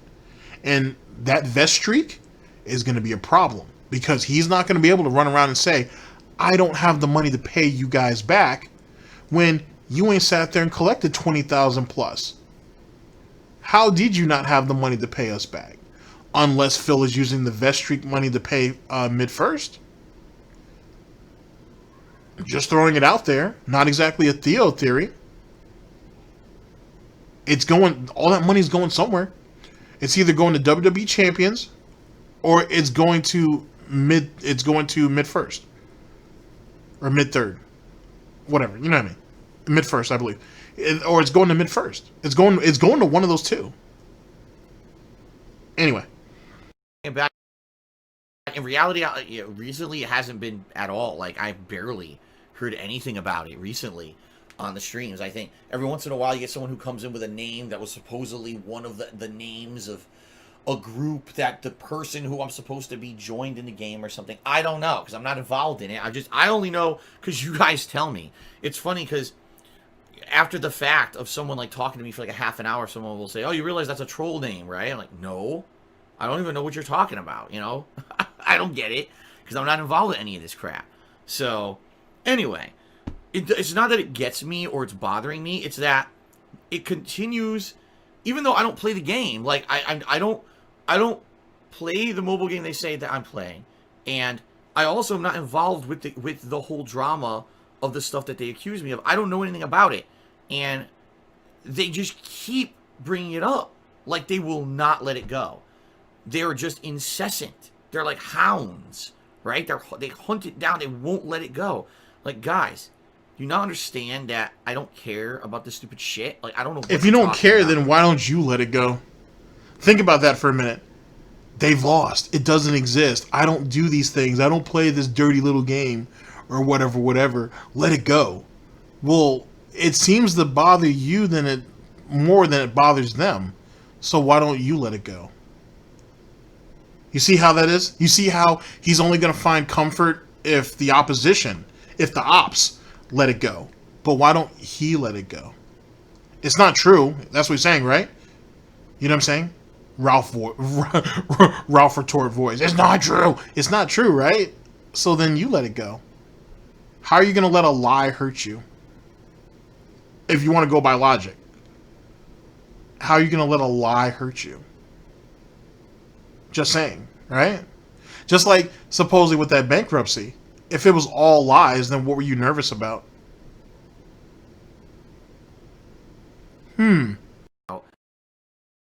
I never cared about it. You made it up to begin with, and I'm supposed to for some reason, like, give a shit about the fact that you bring it up over and over and over, you know? So it's not the fact that, oh, does it really bother you? No, actually it doesn't, because I don't even understand what the hell's going on. If that's the case, then why are we talking about it? Why does this exist? If that's the case. If you don't care, why are you talking about it? Why are you giving it life? Just like how he used to bitch and complain, oh, this is how you don't play, they ruined my life. Oh, I don't care about this, how you don't play. It doesn't mean anything. It's stupid. No big deal. Then why did you get the shit taken down? Why did you try to get people's channels, like, ripped if you didn't care about it? Same concept. Or, you know, I never get the references until someone tells me after the fact. Then I understand the reference because someone tells me later what it was. Okay, but I just think it's so stupid that they won't let it go. Of course, because you brought it up on this pre-stream, it'll renew the interest in it again. Oh, he brought it up again, you see? So it must be true and blah, blah, blah. And I didn't bring it up. All I did was I addressed a question that someone asked in the chat, but somehow, to the crazy people, this will be the incriminating evidence. It's just nuts. It's insanity, dude. It really is. Like, it's a complete insanity. The things these people say and do in regards to this crap, it's out of control, and I don't want to be a part of it. And that's the thing. I'm trying to put on an entertaining stream, but instead we got to be bothered with this stupid shit. You know what I mean? We got to be bothered with this stupid shit. I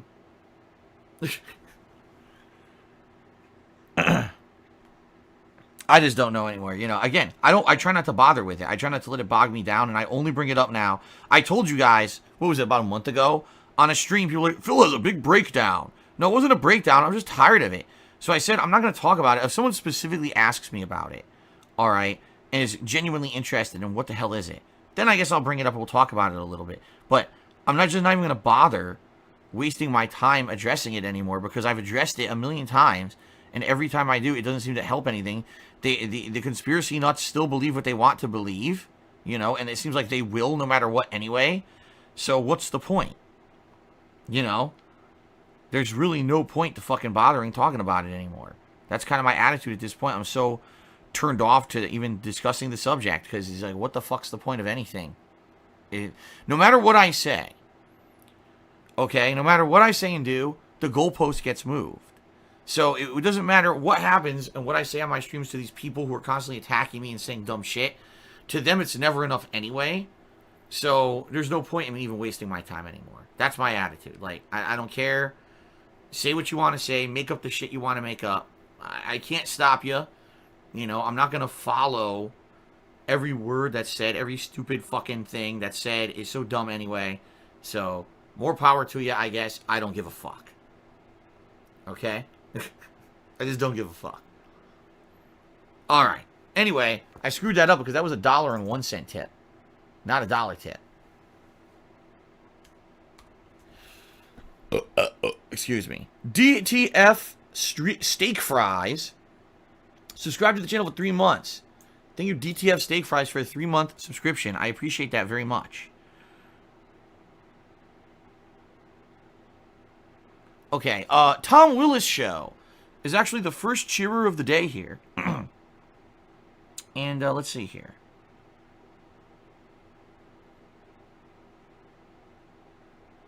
Let's see here. Oh, sorry. Yeah, this is going to be wild, because I'm going to address what's been going on right here on the pre-stream in a moment, and it's pretty insane. I don't even know how to, like... I really don't even know, like, what to do about this. I'm going to tell you guys in this. I think I know what I need to do. Well, we'll talk about it in a second. This is crazy. So, Tom Willis Show cheered. He said, would you consider making a second tweet after pre-stream for all the people that don't want to listen to this part? I enjoy it personally, but I also understand that there's people who want to know when it ends because it's inconsistent. No. No. Not going to do that. Okay. Golden Colts did a 70-bit cheer. That's actually the biggest cheer of the day. Let's get Golden Colts on the leaderboard. Excuse me.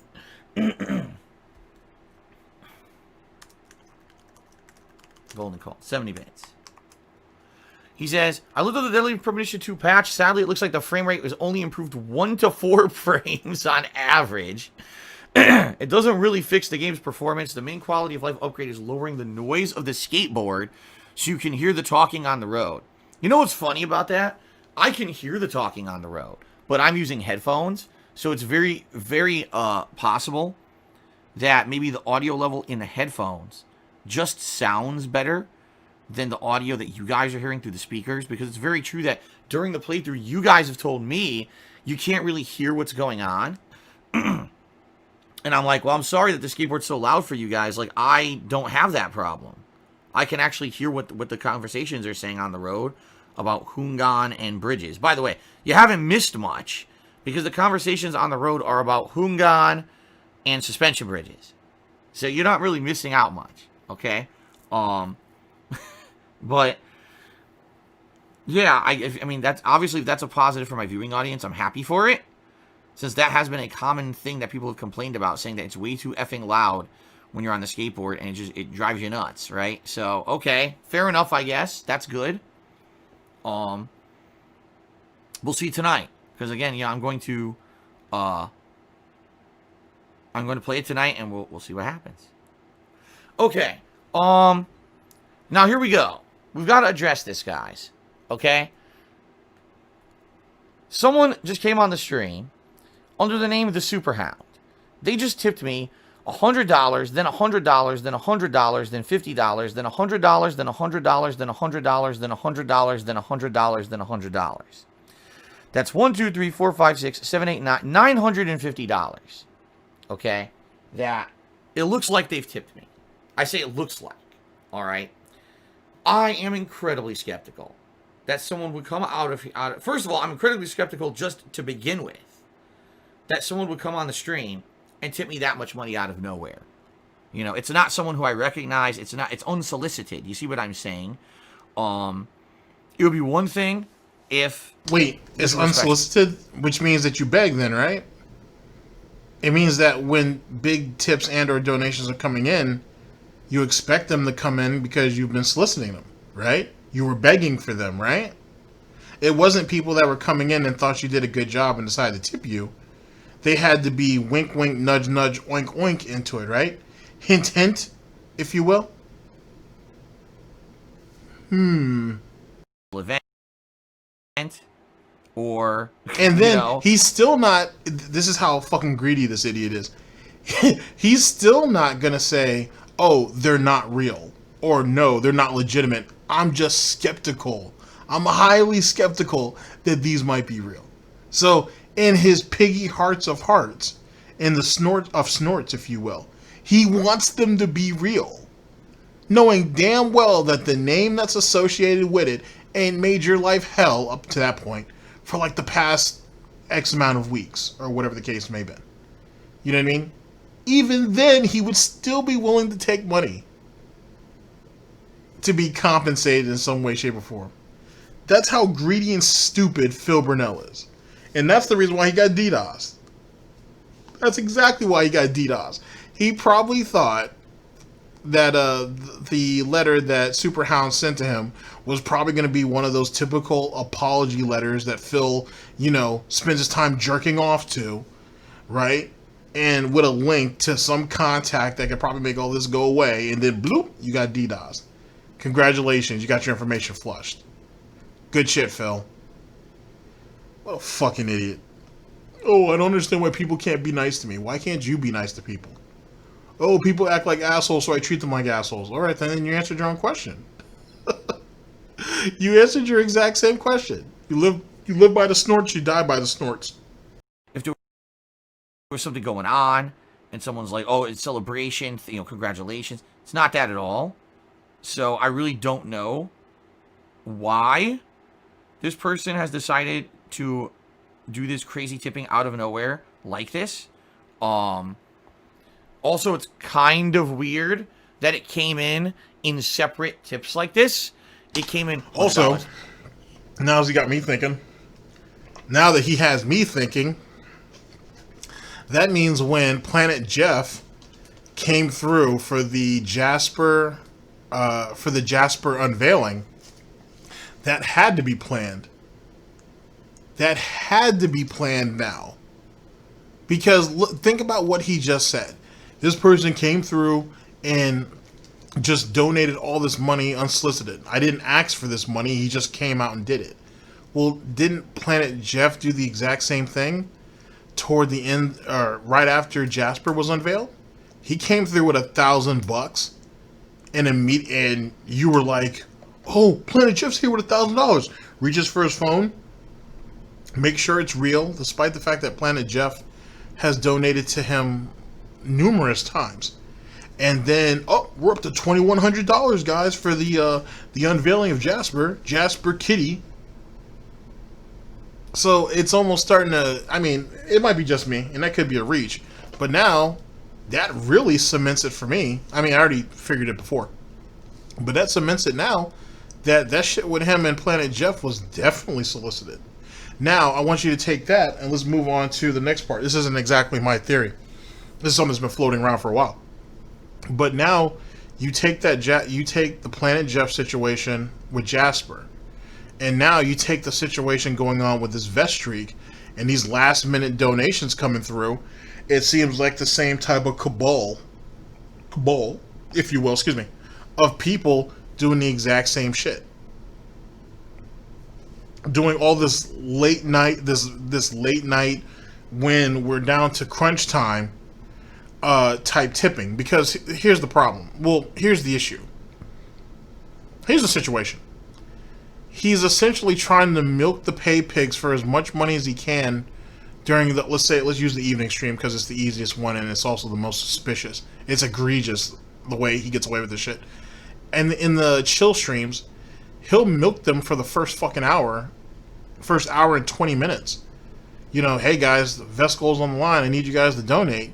And then when you start getting into that last 30 minutes, last 20 minutes, if you will, then that's when that $70 tip pop up. Or that's when you get you'll get like 3 tips of $30 each, or whatever the case may be, to come through and save the goal. But what about the money that came through at the beginning of the stream, of the chill streams? You know what I mean? The $20 or $30 that may have come through then. You ain't sat there and milked them for everything because most of those idiots had donated during the first stream or the early stream. Now in the late stream, he's literally legit playing them to try to get everything he can out of them. Because he knows, it's possible, I should say, it's possible that he knows he has a whale or a couple of whales on the back burner or in however which way he chooses to contact them to come through with the last minute tipping. Now, here's the thing. If you're willing to go through the trouble of having people at the very last minute come through and tip you to try to save the vest goal, fucking over your fan base, like the core fan base in the process, right? Is it really, and I want you guys to really, really think about this, is it really unfeasible to believe, to even consider, that Phil Burnell wouldn't tip himself every once in a while to keep the vest streak going? I want you to think about that. Like, I'm not trying to sit there and push a movement or an idea on you guys or anything. I just want you to think about it. Is it not feasible if you're willing to go through this much trouble, right? You're willing to go through this much trouble to have people on standby to come through and save the vest goal every fucking night, 6 nights a week, that you don't think he would be willing to bleed a little bit to save it himself? Yes, he's a greedy fuck, but his ego trumps that. Trumps the money. And if he has to bleed 40, 50, 60 bucks, you know, every once in a while to keep the streak going, to keep the piggies in line, to keep them at the trough, you know what I'm saying, and keep them donating, do you not think, is that not possible? Just something to think about. Just something to think about. You know what I'm saying? I can understand why there'd be people against it, and it's understandable to an extent. Well, the problem is, one of the major problems is, ladies and gentlemen, which is kind of the fun part, is that you can't use a whole lot of logic when you approach Phil Burnell. You have someone who lives in his own world and believes he has control of that world. So everything that he does seems normal as long as it achieves his goals. And his goals is to maximize the amount of money he can pull out of people and try to stay face while doing it. How far is a man willing to go to make that happen under those circumstances? Just throwing that out there. $100, $100, instead of $950. You see what I'm saying? Almost as if these tips are coming in spread around and not only on one source to arouse suspicion. Do you see what I'm kind of getting at here? Then why would he make it that obvious? Why wouldn't he have done that over the span of days or weeks? Why would he just do it all right then and there, blatant in your face? If that is the case, of course. And can't Phil block tips? He can do that, right? I'm just throwing that out there. I'm not saying that means anything about anything, but he can block tips, right? So why doesn't he do that more often? We're quick to ban people altogether, but why doesn't he actually ban more people from tipping? The red flag of this whole situation, the guy's name is the Superhound. Okay? His name is the name of the guy who last week went out of his way to create a fake situation, completely fabricated situation, claiming that I had stolen my subscriber badges from someone on the internet, okay? And that I had not paid them, and basically by using them I was violating copyright law.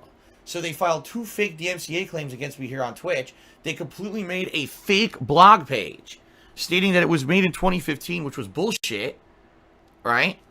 This is just not a good situation, because I strongly think that this person has bad intentions, all right? Now, sadly, there's no way to confirm it. The only thing I can do is go into my PayPal account and, number 1, make sure the money is real, and number 2, see where the source is that it came from, all right? I don't buy this at all. Okay, wait. A couple things to unwrap. One, the only way I can confirm this is to go into my PayPal to see if the money's real. And 2, look up the person's financial information, which is attached to the PayPal that they're donating to me from, and backtrack that and see where that leads me. Because remember, when you donate to Phil through PayPal, he has your financial information. You know what I'm saying? He essentially has your financial information. So that's one. So that's the first thing that comes up. Bunch of red flags. Here's the second part. His name is the Superhound. The name says it all, right? He's the person who made my life hell over the last week or 2 or whatever the case may be. All right, fair enough. This is DSP's logic, by the way. This is DSP's logic. If that is the case, ladies and gentlemen, if he thinks that way, the Superhound who's donating all this money to him, and then Superhound Media on Twitter who's been fucking with him, is it not fair to say that the individual who is playing WWE champions and ain't sat there and splurged $50,000 plus on that shit, who calls themselves, or who used to call themselves, they call me DSP, is not one and the same to this same DSP right here who begs for money every day and who's been getting large quantities of money, or large denominations of money, I should say, but yet still cries broke? If we go off of the super hound logic that he's sitting there spewing right now, does that same logic not apply to him? And if so, doesn't that make both of those they call me DSPs one and the same? Because who the fuck would take on the name they call me DSP and splurge all of that money and hope that people years after the fact would still be keeping an eye on WWE champions and find that account? That's the thing. That's the real kicker. You got to understand, I can't remember how long the Twitter account, or how old the Twitter account is that actually used to track Phil and his WWE addiction. I can't remember how old it is. It's 2015, 2016 maybe? I don't know. It could be even older than that. But they used to track him. For his initial logic to work, that it's not him, that supposedly it's somebody else trolling and doing all that, you're talking about years upon years of someone watching that account and waiting to strike, or waiting to pull the trigger that, hey, Dark-Side Phil has spent at that time, roughly in the ballpark of $40,000 on this game. You guys may want to take a look at it. And Phil tried to say, it wasn't me. I don't know anything about that. I don't even play that game anymore, but I can't show you my account because of questionable snorts, whatever. And then he said, oh, well, it could be someone else trying to troll me, questionable snorts, whatever. But then he wants to go ahead and try to play bullshit on Superhound, saying the person who's trolling me here is the same person who's been fucking with me over here. Because the names match up. Then does that same logic not work for him? How many people do you know throughout DSP lore have gone with they call me DSP to fucking troll Phil on another platform? How many? Anybody at all? I will take any answer that anybody decides to give. Because to my knowledge, which isn't as extensive as Theo, Argent, Tevin, as well as others, and well, it's not as vast as they are and whatnot. It's getting there, but it's not as vast as they are. It's going to take a whole lot more time. I don't know too many instances of that happening. Just something to think about. We nitpick over here. We nitpick over here, so that's why stuff like that happens. I'll be honest. And if this is someone who's generous and nice and is like, oh, I'm actually trying to help Phil, okay? If that were the case, okay, you got to do it in another way, all right? I'm just being honest here. You got to go about this in a different way. Because this is a situation where if I were to take this money and spend it, this person very much could then try to charge it back later and say it's not, this was all fraud, see? It was 9 transactions spread over 9 credit cards, and someone had stolen all those credit cards. You see what I mean? I don't trust it. I actually think this is very, very, very unreliable, to say the least. I think it's bullshit. So, what I'm going to do, actually, this is very interesting. So I can actually confirm, I can't give any information, I can confirm that these tips did not all come in from the same source. That's all I can say. I can confirm. This is how much information, this is what people have been trying to tell you guys forever. Forever. When it comes to this whole troll tipping Phil thing, this right here is what people have been trying to tell you. Even though Phil's lied to his own fan base because they're idiots, this is what detractors have tried to tell you. He can sit there and find out who you are. He can backtrack you. If he had left the statement where it was, that, hey, I don't recognize this email address, or I don't recognize the name that's attached to this payment information, cool. This idiot has gone even further and said, oh, he has gone ahead and done it from multiple sources, and I don't want to speak on anything else. This gives you an idea of how far he can choose to deep dive into this shit. Which means whoever it is that's giving him money behind the scenes to save the vest streak at the last minute, he knows. He knows who this person is. Or persons. For sure. Which leads to why there isn't an extreme amount of panic at any given time. But semantics, though. But also, that leads to a problem. Excuse me. That leads to a bit of an issue. One of the issues is, why is it that whenever Planet Jeff donates, Phil is quick to make sure that it's Planet Jeff? Almost consistently. Why is that a situation, or why is that a thing? But whenever someone comes through to swoop through or swoop in to save the vest streak, oh, we just go ahead and take it at face value and we keep it pushing.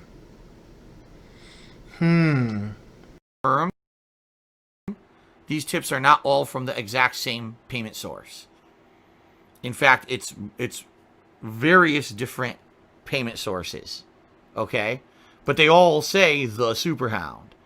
So this is either an organized effort by a group of people to tip me this stuff, okay?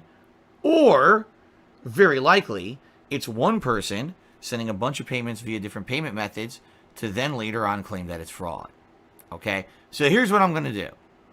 And I'm going to do this publicly right here in front of everybody on stream, okay? I'm not going to accept the money. I'm not going to do it. It's too good to be true. Like they say in life, when something sounds too good to be true, it's probably too good to be true. Yeah, I think it is probably too good to be true that someone wanted to give you $950 just to exist. I think that is probably a bit too good to be true. I'm pretty confident, Phil, that's a thing. You know what I'm saying? But that's what Phil wants, though. That's why Phil was kind of like running it through his piggy brain for a little bit. Maybe I should keep the money. Man, maybe I shouldn't keep the money. I really want the money, though. I really deserve the money, but they might charge it back. You kind of saw him wrestling with it up until this point. Now, all of a sudden, I'm not going to accept their money. I'm going to refund them their money back. Think about that. $950 that he's willing to snort back out into the void. But when Mort did his situation with the, oh my god, 112 like chargebacks that he did back in 2017, Phil fought each and every one of those chargebacks. And we're talking only like $1 or $2 each and every time. And Phil fought each and every one of those chargebacks. There was like 112 of them in all. Phil legit sat there and fought each and every one of those damn things for $1. $1 or $2. They were never more than that. But we're about to let $950 go back into the trolling void. Yeeks!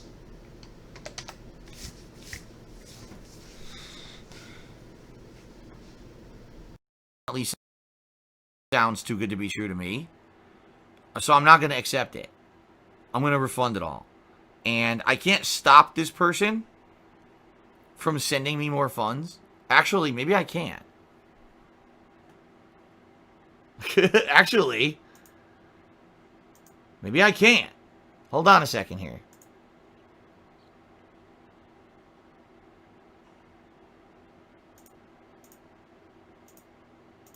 Yeah, okay. So that's what I'm going to do. If it's too good to be true, then you don't mess with it, right? You don't.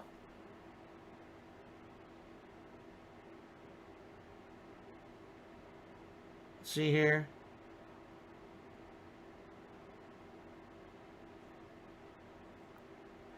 Sadly, this will take a while. This will take a while to do because it's 9 transactions or 10 transactions, but I'm just gonna do it. I'm not gonna fuck with it. I'm not. That's crazy. That would be crazy for me to take this and think that it's legit. Because here's the thing: if this were legit, this would have been from a person. This idiot, he's completely giving up how he's gonna get fucked later. So you won't take 9 or 10 transactions because of the association of it, because of the name, basically, and that has been broken up into 9 or 10 transactions. But if you took one big transaction with a kind message attached to it, you'd be okay to take it. You'd be okay with that. That right there is enough for you to think, you know what, this is legitimate. I'm comfortable with this. But then if you get charged back, he's fucked either which way, is he not, ladies and gentlemen?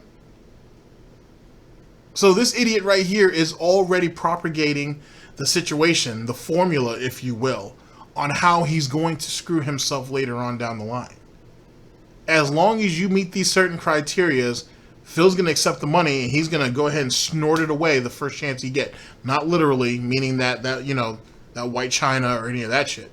But I mean, which it'd be funny though if he did have a coke habit. It wouldn't be funny, but you know what I mean. I'm just being an asshole about it. But it would be it'd be interesting though. He would be. I mean, it would explain a lot actually. Now that I think about it. If Phil was on coke, it would explain a lot. But he's too lazy, though. That's kind of the thing. He's too lazy to be on drugs. I would expect him to, or he's too lazy to be on, like, coke or weed. Maybe on pills. Possibly. But then you start getting into what type of pills. Anyway, sorry. But point being, he's basically laying down the criteria on what he's comfortable with taking. All someone has to do is meet those criteria and they charge his ass back and he's still screwed. Either which way. Thank you, Phil, for telling us what to look out for. Or what you're looking out for, I should say. Now, who's to say, for example, who's the big whale? Here, hold on a second. Who's the big whale right now? Here, give me a second. Okay, only iced coffee? Right? Is that the big guy out there? He's like the main dude right now, right? Because apparently Straight Cash Homie broke, and Planet Jeff ain't nobody seen him in a while. So I guess I guess only iced coffee's the man right now, right? Okay, fair enough. So who's to say only iced coffee isn't on some deep fake shit, and he's not he's not going to be almost ready to pull the trigger. What is the trigger, ladies and gentlemen? Oh, about 2 months. About 2 months, because isn't that what King Tut pulled? Or Tutmosis, or one of the two if they're not the same person? Didn't he went ahead and play that play this little game too? And was like, after about 2 months or so, you know what I'm saying? Sidella and Swaggins went ahead and got butthurt and caused that whole situation on stream. Phil got a temper tantrum because he couldn't get a hold of Tutmosis and whatnot, which means he couldn't get a hold of the money. Then Tutmosis went ahead and sent them email saying he wanted all of his money back and he was going to get it. Phil said, "You're not getting any of your money back. It's my money." And then all of a sudden, Phil's like, "I kept the money." He tried to charge it back, but I did keep the money. And then Phil was mad for like the next 4 months about that shit, which makes no sense because why would you be mad about a situation that you won? And I would assume Iced Coffee's little reign is coming up on that 2-month mark. So if Iced Coffee's doing that shit off of a credit card company's always going to side with them or with their clients over some streamer. It is what it is. Well, I guess we'll have to wait and see how that plays out. All right, who would have come in here and they would have done it. First of all, they would have done it all at once. It wouldn't have been broken up into smaller payments. That's incredibly suspect. Why would they do that? Right? Why? Why on earth would they do that? That doesn't make any sense to me. That they would do that. So I call bullshit on this.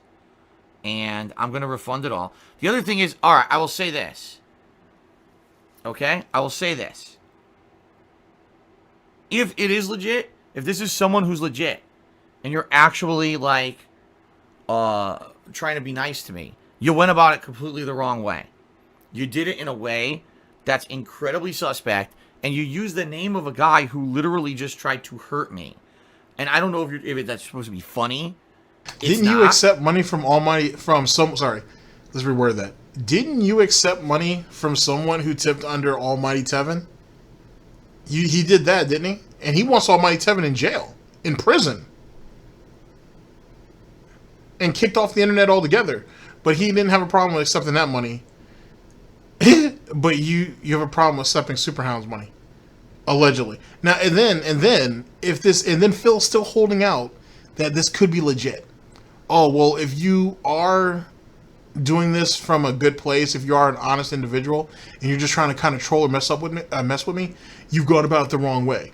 You've completely gone left with this shit, and you did it the wrong way, and I don't appreciate that. Well, Phil, if you go ahead and refund them their money, and you're saying this in the belief that maybe they'll just redonate it to you again, why would they go through the trouble?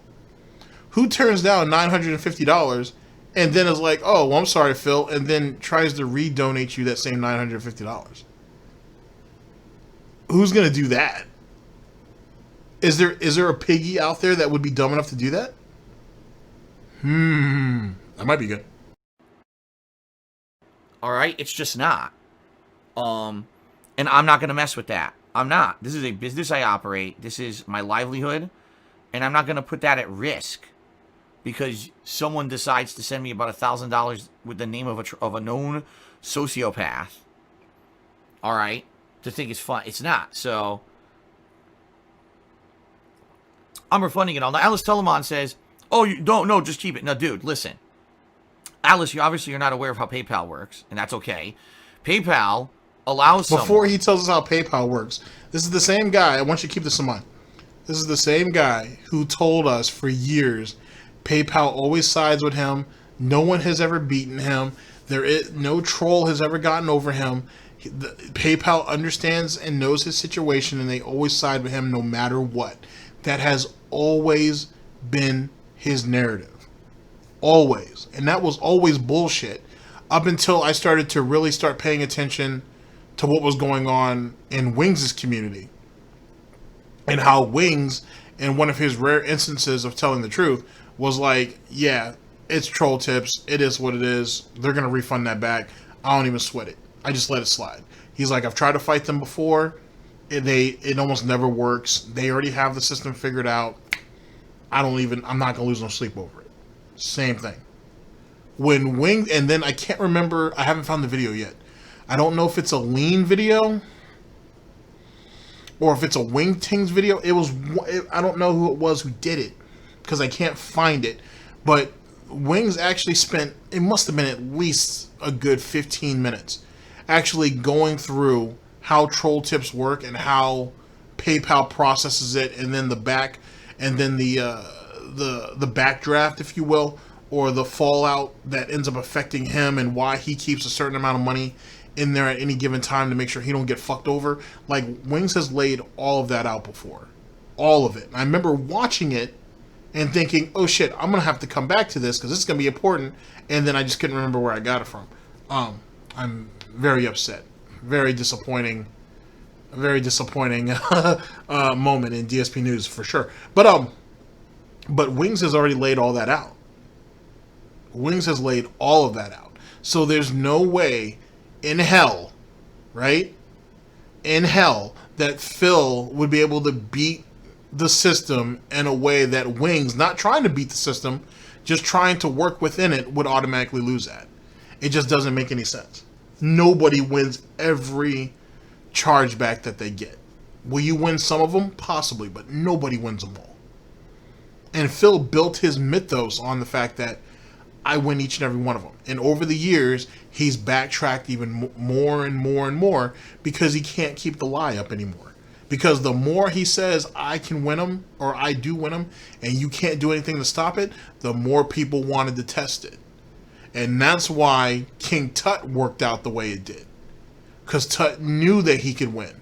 I don't know if Tut, now, which leads to another theory, since I'm already on this tantrum, or tangent, on this spiel and whatnot about it, and whatnot, is that I believe Tut actually tried a little bit of this scenario before. And then whatever, this is just me assuming, I have no clue. But this is just my thoughts. He tried this under a different payment plan, under a different persona, once to see if it worked. And it could have been under one of the many times that Phil came up and said, oh, someone tried to charge back on me and I won everything and they didn't get anything. and so on and so forth. And in actuality, this guy won. And Phil's trying to stay face just in case this person goes online and decides to dump the information that he actually fucked over Phil. Once that happened, I think whoever Tut or King Tut or Tutmosis or whatever decided to go under, he was like, okay, now I have to just figure out how I'm going to get myself in there. And everybody since Tut has played the system almost in the exact same way. Iced Coffee, to some degree, looks like he or she, whoever, is doing the exact same shit. And we'll see how it goes. We'll see how it goes. So just something to think about as well moving forward. To dispute a transaction up to like months ahead of time. So let's say I were to keep this money and it doesn't get screwed up at all within like the next few days or whatever. I go spend it on something important, such as my taxes, which is exactly what it would go to. It would pay my tax lawyer, basically. The same tax lawyer that he's already paid, by the way. Keep that in mind. That then give it a, oh, I got him. Phil, I got him now. Because I know that Phil wants to pre-order those consoles. Ha ha ha, get him. And then they hit me with a bunch of chargebacks. Now, what if they do this after the money's spent? Now they put my PayPal balance into a negative state for $1,000. Now, you see what I mean? That's an interesting piece of information too. I want you guys to think about for a minute. So, all of his Twitch money and YouTube money goes through PayPal essentially. Like, dude, where do you not have an actual bank account with an actual institution? And if so, why aren't you transferring some of that money there? You're obviously not paying your mortgage through PayPal, are you? So why? I would hope he's not. But not to say that he couldn't, but you know what I mean. So why aren't you using an actual bank account, if you will? Like, why is that not a thing? You know what I'm saying? Do you owe the bank so much money that you can't actually own a bank account? Is that a situation? Is that the reason why he says that, or he used to say, oh, I spend hours upon hours paying bills? He doesn't talk that bullshit anymore because it was stupid when he used to say it. But, I'm only going to have the morning stream, and he used to do it on Sundays. And, it was like a Sunday, it was like every other Sunday or some silly shit. He would say that we're only going to do a morning stream, and then for the night, for the evening, I'm going to take off because I have to spend the whole night paying bills. Now, we know for sure that Phil pays all his bills online, so he wouldn't need to write a check, but you would need a checking account, right? Unless he's paying everything through PayPal, which doesn't make a whole lot of sense. So let's go back to some logic. You obviously have a bank account. You obviously have a savings and a checking. Why aren't you transferring money there? Why is it that you're just pulling everything out of PayPal and blowing it as quickly as possible before you get charged back? Which used to be his MO in 2017 and 2018, 2019 as well. That's what he would do. He still does it now. Instead of waiting the 24 hours, like the 24-hour processing or whatever the period is, he'll pull it out right away and then take the hit. He'll take whatever the financial hit is. I don't know how much it is, what the percentage is, but he'll take that hit. If he's willing to take that hit on the PayPal to extract money, you're telling me that he wouldn't take the hit to try to tip himself occasionally to keep the streak going? Semantics. I'm jumping off subject. If that's what the hell why are you not using an actual account? I guess is my main point. Why are you not using an actual bank account? He's got so much relying on PayPal that if he gets fucked, he legit gets fucked. Because they'll freeze his account until they can work that shit out. 7, 10 days, or 10 business days, whatever the case may be.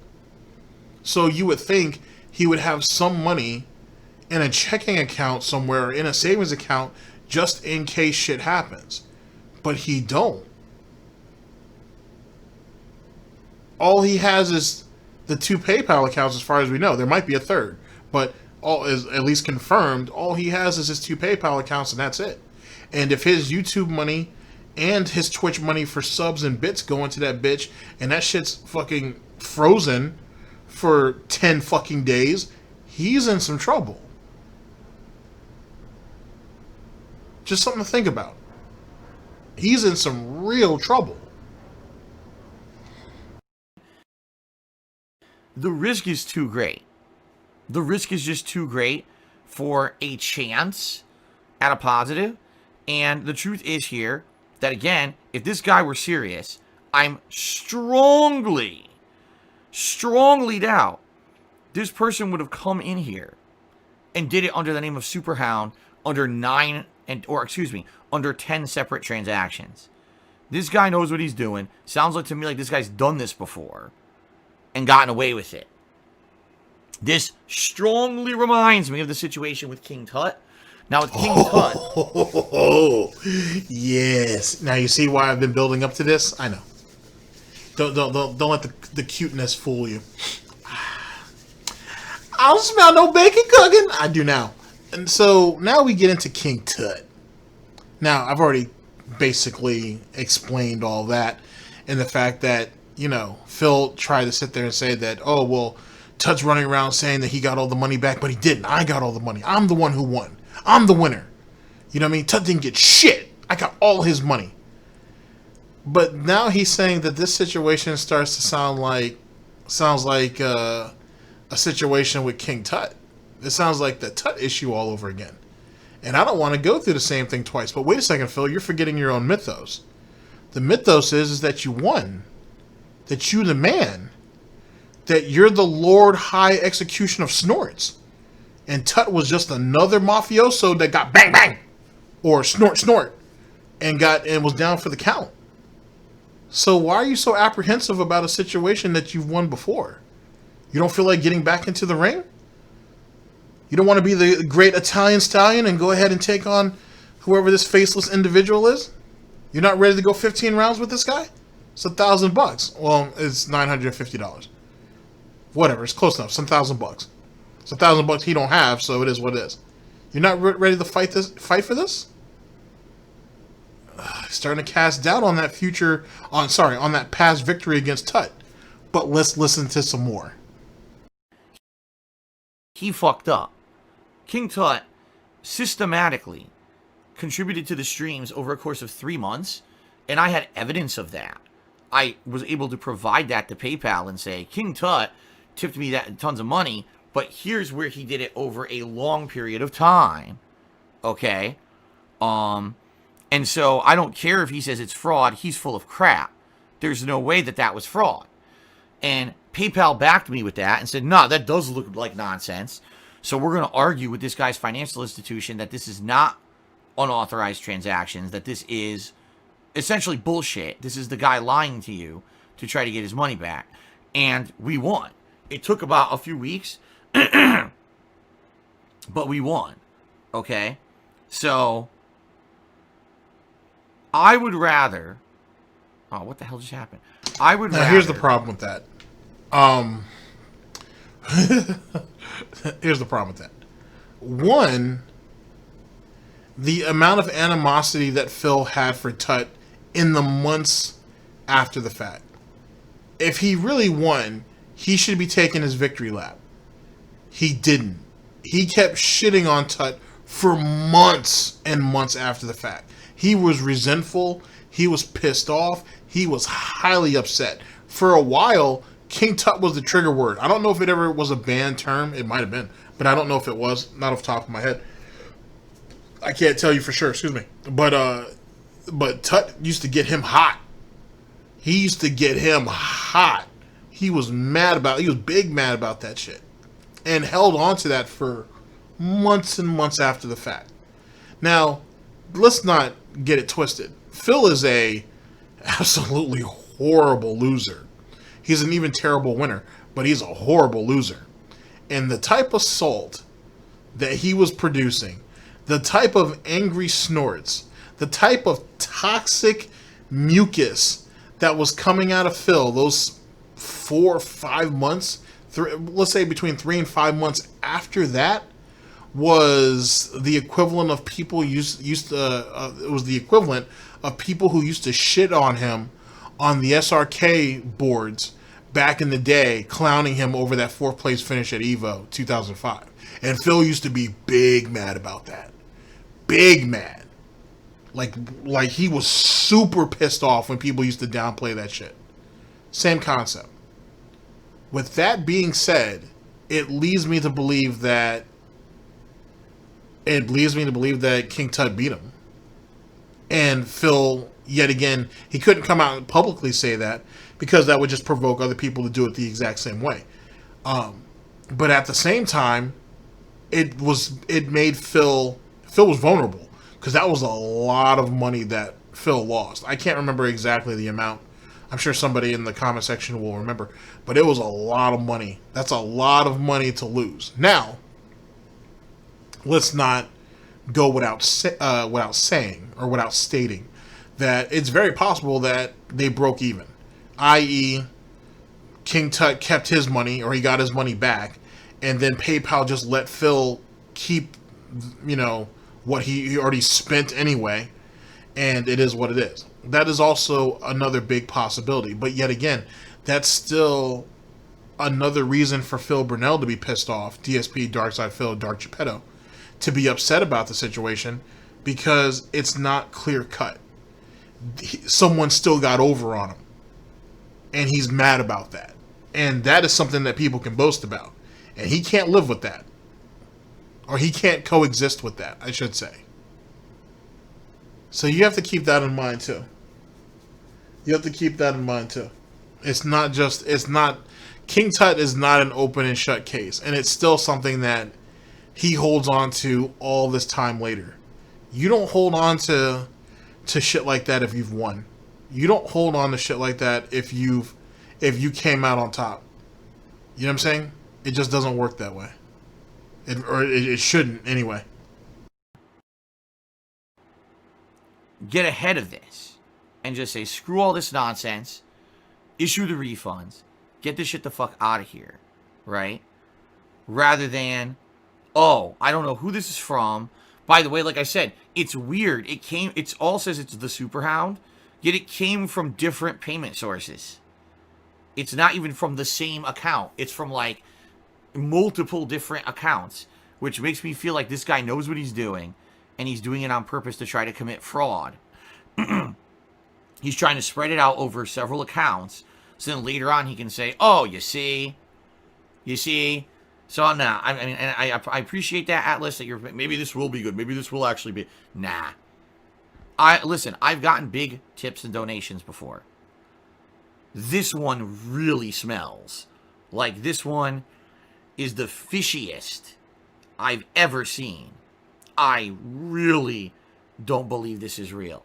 And when you're in a situation like this, better to err on the side of caution than have my PayPal account 1 week, 1 month, 5 months down the road be completely and utterly destroyed by this situation. Okay? I'm not going to have that happen. I need to have a working PayPal account so that people can tip me. The vest streak relies on it. I'm not going to play with fire for the sake of a chance that maybe this too good to be true situation is true. It's not. I tell you right now, I don't believe it. And if I don't believe it, that's good enough for me that this is bullshit. All right? The reason I'm actually doing it right now, live, I am refunding all of this. I'm almost done. I think I got 2 more to do.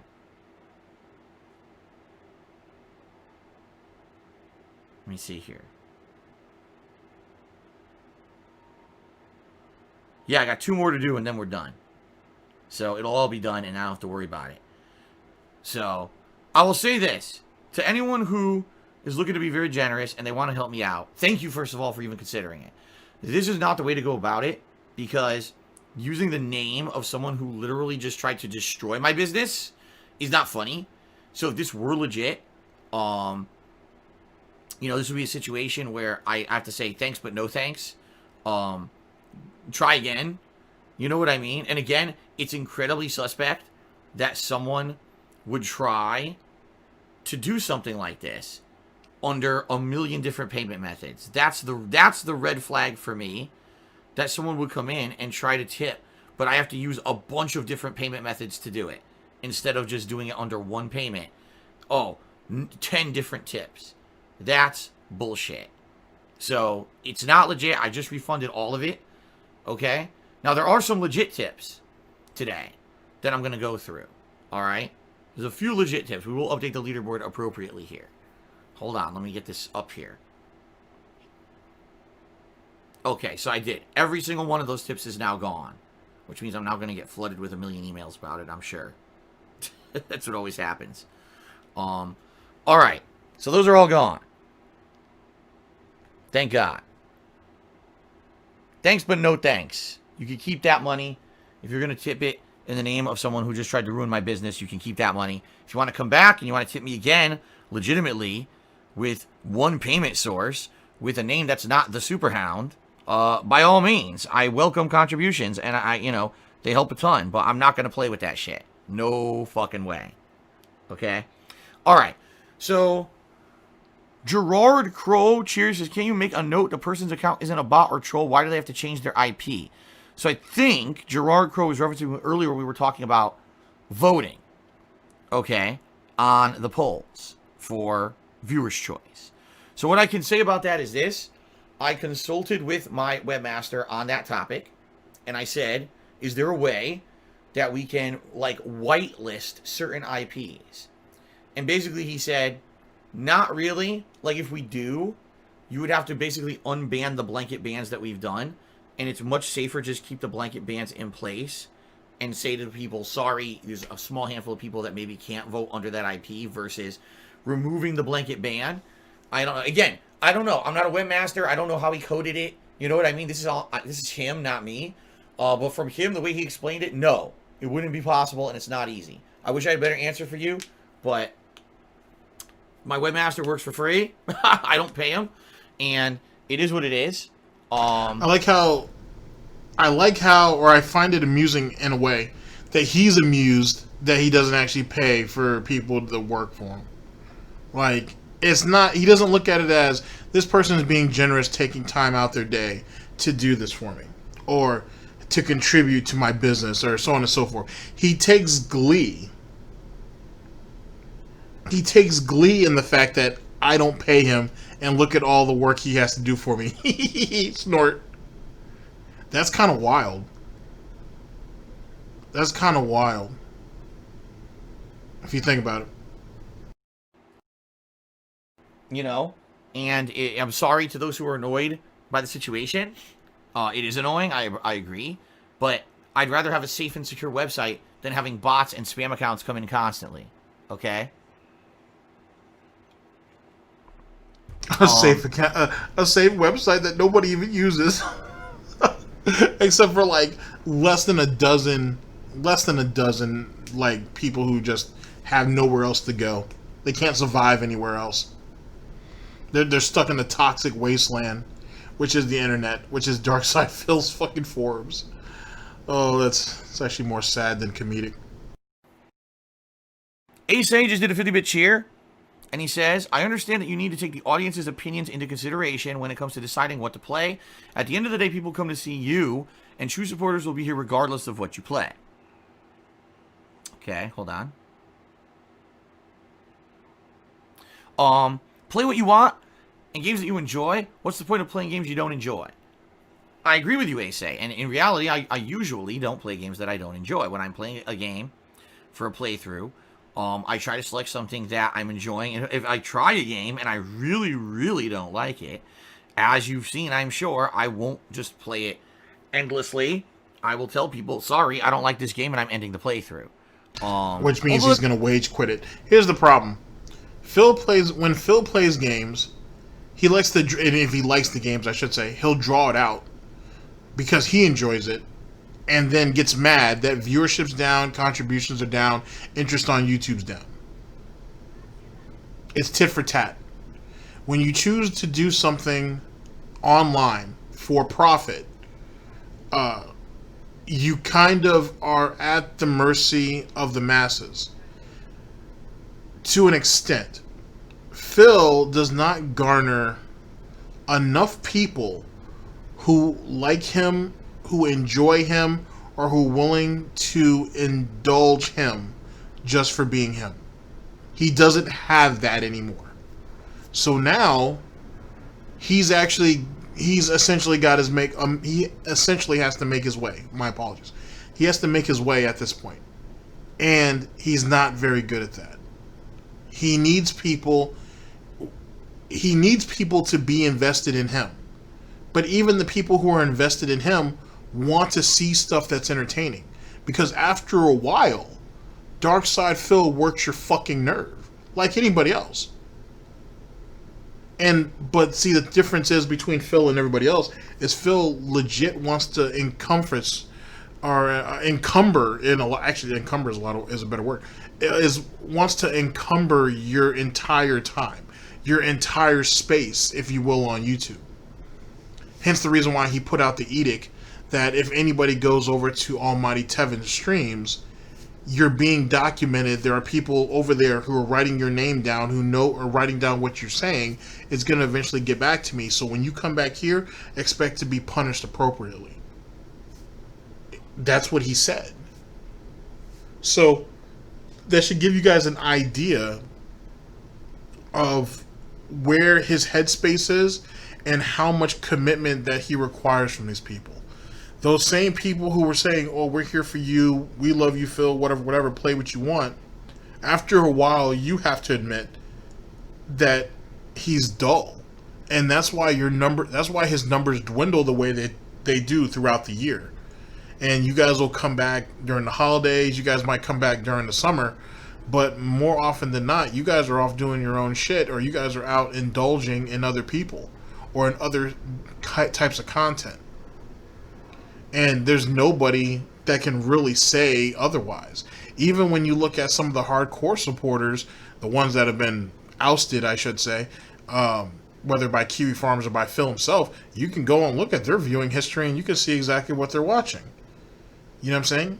So they're obviously watching other people. That's where they get a lot of their suggestions to give to Phil to try to make the content and the streams and everything else better. And Phil's not willing to do it. The real question is how many people are in the hardcore fan base who have viewing history like Derek, which is very pedo-ish, to say the least. How many people have that shit? That's the thing that you guys need to ask questions about. And if there are more than one, if there are more than a dozen, if there are 50 or more, what does that say about either Phil Burnell or the people that he wants to attract or he tries to attract to him? If all of them share in that behavior. And that's if you're really willing to deep dive. You don't have to do that. I'm just throwing that out there just because. Something to think about. It doesn't happen too often. Usually we can find a way to enjoy a game regardless of if it's my cup of tea or not, which is a good thing, honestly. We usually make the best of it. If it's a chill maybe I should game, call that just a snort for thought. I like that. That might work. I might go with that. To it, we relax and we conversate, or excuse me, we converse way more. While if it's a game that's action intense, you guys usually like to see if I can survive or whatever. Usually we make the best of it and it's not bad. Even a game like The Last of Us Part 2, where I really didn't enjoy the plot whatsoever and I felt that it was just a disappointment, we still managed to have a good time with it. Because it was interesting to see what they did with that plot and how, what the ending was going to be, and it was so controversial and everything. You know what I mean? It was still a good time, even though it wasn't the best game for me. All right. So I get what you're saying. I agree with you. I would not force myself constantly to play stuff I don't like. Okay? So I'm not sure in particular what you were referencing with that comment, but I'm kind of in agreement with you. Okay? Alright, let's continue on. And I apologize because now I have to dance between these tips. I do. I have to, dance between the fake tips here. So Gerard Crow Cheers says, you were asked a simple yes or no question. Will you play the new Amnesia? Why'd you go on a 5-minute tangent about YouTubers playing the first one? Your playthrough of the first one, Soma. Because it was interesting. I give you background and reasoning for why I'm going to play. Am I not allowed to give rationale for my decisions on my own He stream? didn't ask for rationale. He just asked for a yes or no answer. And that's the problem. When Phil tries to... It goes back to this pathetic sense of marketing. And it's only... It's pathetic in the fact that he's not good at marketing. He doesn't really understand the premise of it. He's really terrible at it. His track record proves it. But sometimes just going in a straight path is the easiest way of going about it. Hey Phil, are you gonna play this game? Yeah. Or no. Or we'll see. You know what I'm saying? Kind of like that buzzword parents give to their kids and shit. one of the three. You know what I'm saying? But keep it simple.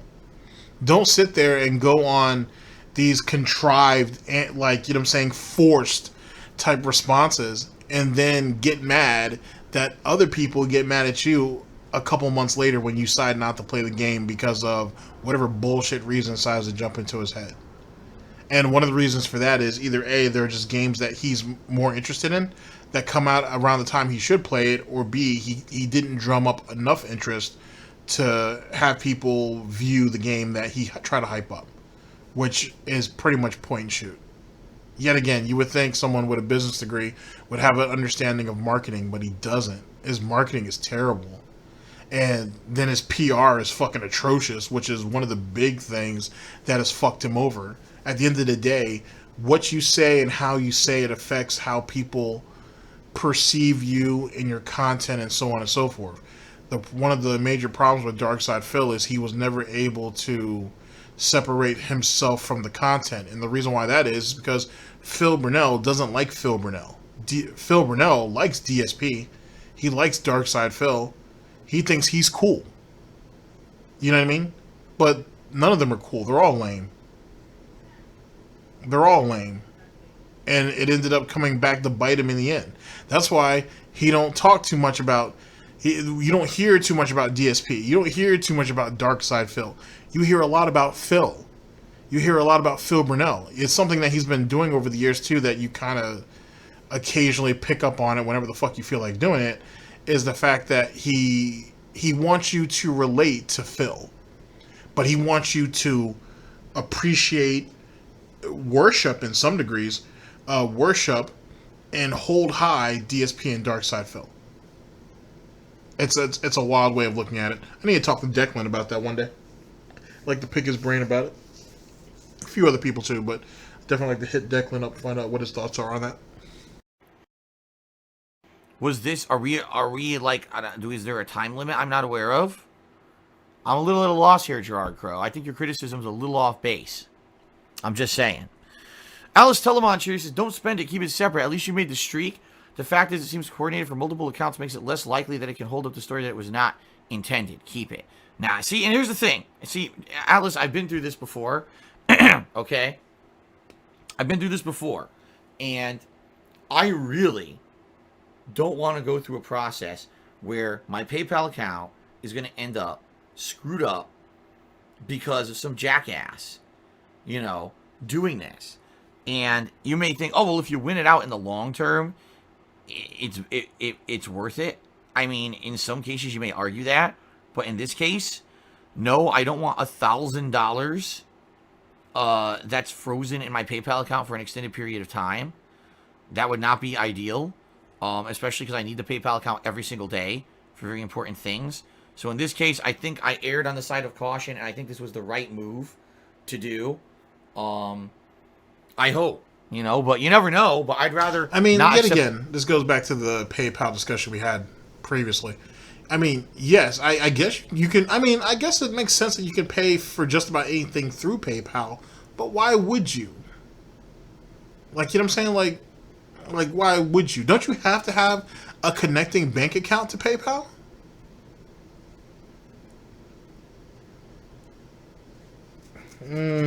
Yeah. The money, that's a giant risk. So that's what I'm doing. Oh, Foxy Senko did a 100-bit cheer. That's actually the biggest cheer of the day. It says, A smart choice. I wouldn't fuck with those tips after the nonsense you went through. Better safe than sorry. That's exactly the attitude I'm taking here. I feel it's way too much of a risk. I'd much rather be safe than sorry in this case. And hopefully, you know, I made the right choice. You know, you never know in a situation like this. But hopefully this was the right choice, okay? Okay. Let's get... Oh, wait a minute. That's the top cheer. That's not true. See? Papa Versus, there's no risk if you don't spend it. That's actually not true. That's actually not true at all, Papa Vera. See, again, you guys don't know behind the scenes. For example, let's say I don't spend it, and it just sits in the account, okay? Fair enough. Now, let's say this guy claims it back in a few months. Now I dispute it. Now I have to go through 9 different disputes. I have to go back and get the information, submit all the cases. What? This... Wait. Why would you... All right, I see what I did there. All right, why would you dispute it though? You're leaving it there because you know that there's something fishy about it. So if it gets charged back, why would you dispute it? Just let it go, get it off of your plate, if you will, and then just move on. But you see Phil's mentality? I still want this money. I still want this money. You know what I'm saying? He probably hasn't even refunded it back at this point. I still want this money. You know what I'm saying? Which is leading me to believe, ladies and gentlemen, that he's going to dispute that. He's keeping that money, or he's going to try to, because all of the signs leads to that. There is no fucking way that the king of snorts, the High Lord Begacution, the High Lord of Begacution would sit there and let $950 fucking slip through his hooves. He's not doing that. I guarantee you, dollars to Mucinex that this piece of shit's gonna keep that $950, or he's gonna try to. He's going to try to.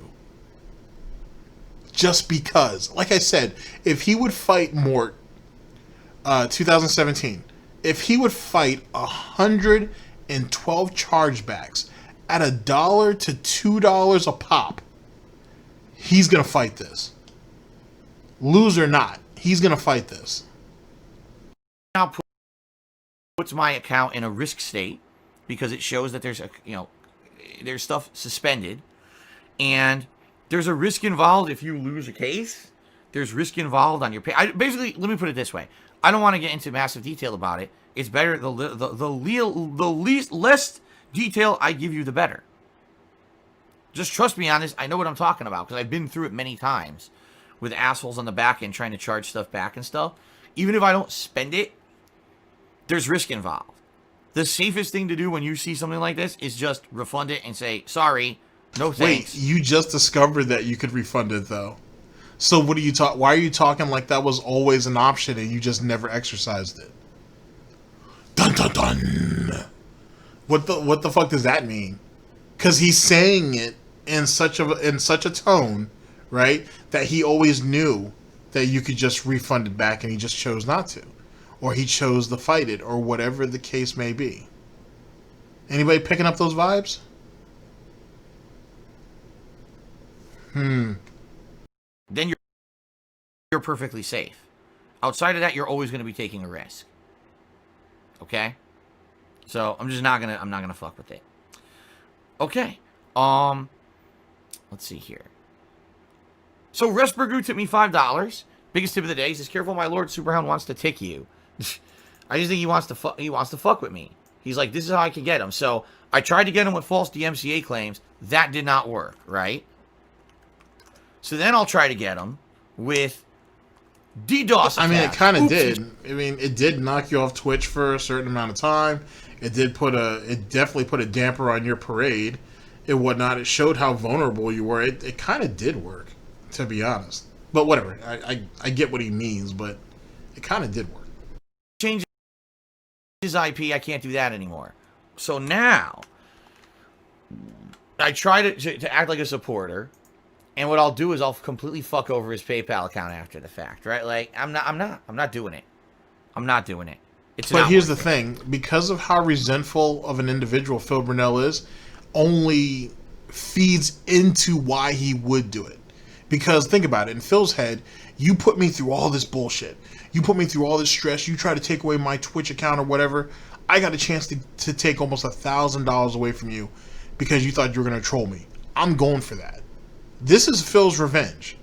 This is revenge of the Snorts. Why wouldn't he try to take this opportunity? This is someone who's a perpetual loser.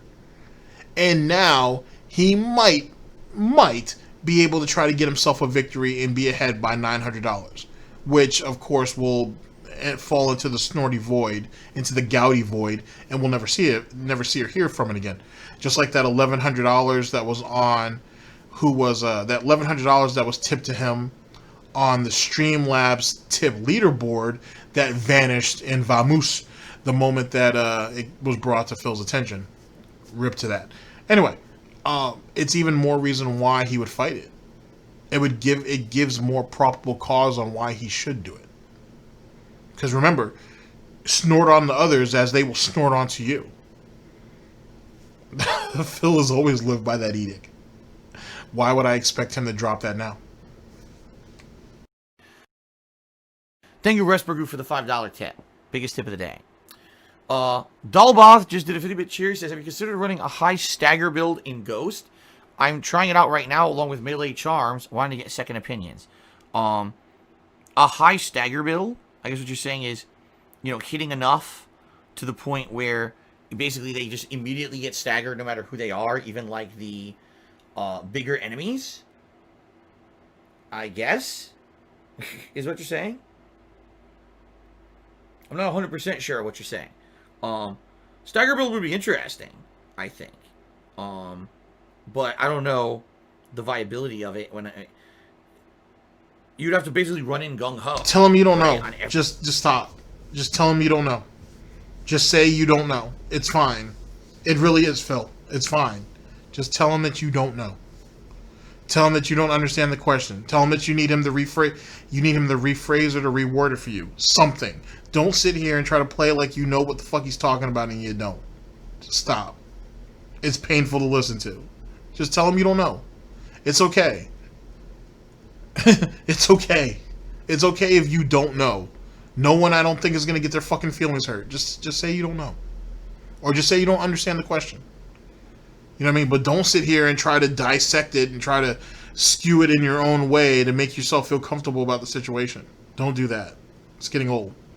Every single fight and fight hand to hand every time. I don't know if I would want to do that. I think it's safer to have a more varied approach. And rather than always charging in head first to fight things head up. If that was the case, you'd be able to fight Goji better. Big ups to Goji 10, by the way. But if that was legit the case, you would be smarter in how you approach Goji tanks. You'd be smarter in how you approach Evil AJ. You'd be smarter on how who's that other guy that's been chapping Phil's ass as of late? Well, Goji obviously, but and Jose. Like Jose is legit the Hokage. As far as I'm concerned, from here on out, big ups to Jose, by the way. Jose is the fourth Hokage. You flee on sight whenever that dude pops up on the field. You just flee on sight. Like, no matter what. Automatically. You know what I'm saying? We'll call him the yellow flash of the Gouty village or some shit. But it's flee on sight. That's all Phil does whenever he sees Jose. Gone! So, it is what it is on that. Big ups to him. What's that other guy's name, though? The dude with the bison with the M Bison on Super Turbo. Is it Baby Mario? Baby Maverick? Something like that. That dude he's a motherfucking problem. He gives me Wonder Waffle flashbacks whenever I watch him play. That guy's a problem. That dude is out and out a problem. Holy shit. Jesus Christ. That's my train of thought here. Although stagger build could be interesting if you're just trying to be a tank and just run in face first and fight everything, right? Okay. Eternal Napalm cheers. I missed your updated gaming schedule that was held during the Vest Fest. Is Kino Bridge of the Spirits on your gaming schedule? Well, here's the thing. It would be. It doesn't have a release date. there's so many games that were announced during the Sony and Xbox game reveal conferences or whatever you want to call them. They don't have release dates. Without a release date, I can't confirm if I'm playing it or not. You know? So I went through every game that has a solid release date. I covered and I said, this is what I'm interested in. And I basically said, if, you know, whenever the consoles come out, which could be the first week of November, I'm hypothesizing at least one of them is going to come out the first week of November, because currently there's 0 new releases scheduled for that week, which is very fishy. So I think first week of November, we're going to see either PS5 and Xbox Series X, and then maybe Thanksgiving week or right after, we're going to see the other one. And at that point, you know, once we get release dates for the launch titles, and whether I find out I can afford these consoles, then I will tell you whether or not I'm going to be playing those games. I'm interested in it for sure, but we don't know much about it yet. Okay, Midnight Syndicate cheered. He said he should change his name to Super Sociopath. I mean, yeah, exactly. This guy is nuts. He's literally trying every possibility at this point, right? DMCA, DDoS, fake tips. What'll be next? By the way, notice it was fake tips, because if he had cheered, cheers are non-refundable. Cheers you can't dispute later. Cheers are, you know, you did it. That's, you know, that's funny how he did 10 separate tips, right? Yeah, because but see, the tips, you're more invested. Sorry, Phil is highly invested in his tips over cheers, so that's why that's why people attack him with tips instead of cheers. You know what I'm saying? The tips hurt him more because it's immediate. It is immediate satisfaction. Is immediate dopamine. You know what I'm saying? Anything otherwise, it's lingering. He's not going to see it for 2 fucking months. He don't care. You know what I'm saying? So that's why they attack him on tips.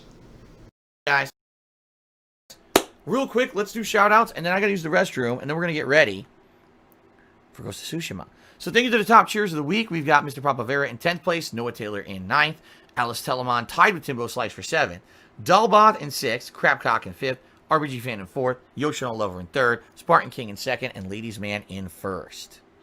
Then, we've got subscription gifting. Thank you to those people who have gifted the following subscriptions this week, including Melody Zelda, Golden Nobles, Hunting All Games, Ultima Cloud 7, Rob on Wheels, and Ring Dude, who each gifted a single sub. We got Ryan, who gifted 2 subs, Dalbot, who gifted 17 subs, Only Ice Coffee, who gifted 26 subs, and Lunaba, who gifted 28 subscriptions to the channel. Thank you guys so much for the subscription support this week. Much appreciated. All right. Let's take a brief break. I will return very shortly with Ghost of Tsushima. Thanks, guys, for being patient. I hope you enjoyed the pre-stream, and I'll be back in a bit.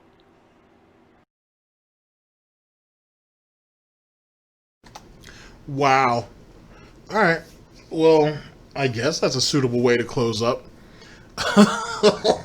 Oh my god, I'm actually really happy that's over with. Jesus Christ. Oh my gosh. Anyway, there's the do's and don'ts, ladies and gentlemen, of putting shit off for fucking forever because of silly ass reasons. Anyway, ladies and gentlemen, give me a second to square up, and then we will reconvene for final thoughts, and I will let you guys go on your way. Yeah. Oh man. Here's the thing, real quick. Well, I'll say it in a minute, but I'll say this now, but I'll say it again in a minute. You really have to appreciate the people like Mr. Huffstuff, Snorpernell, Mighty D, Memology 101. There's a bunch of others that go through that shit daily.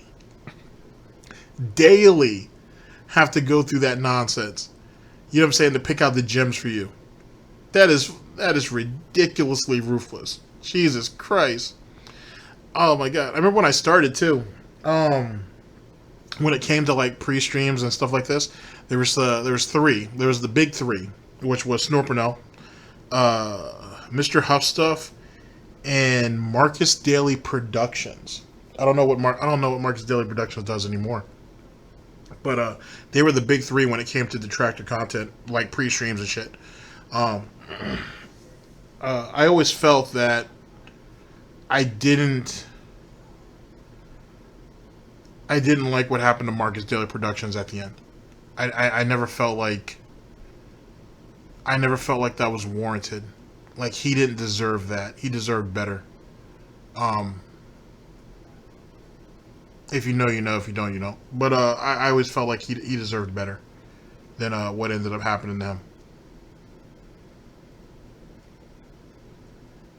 He deserved better.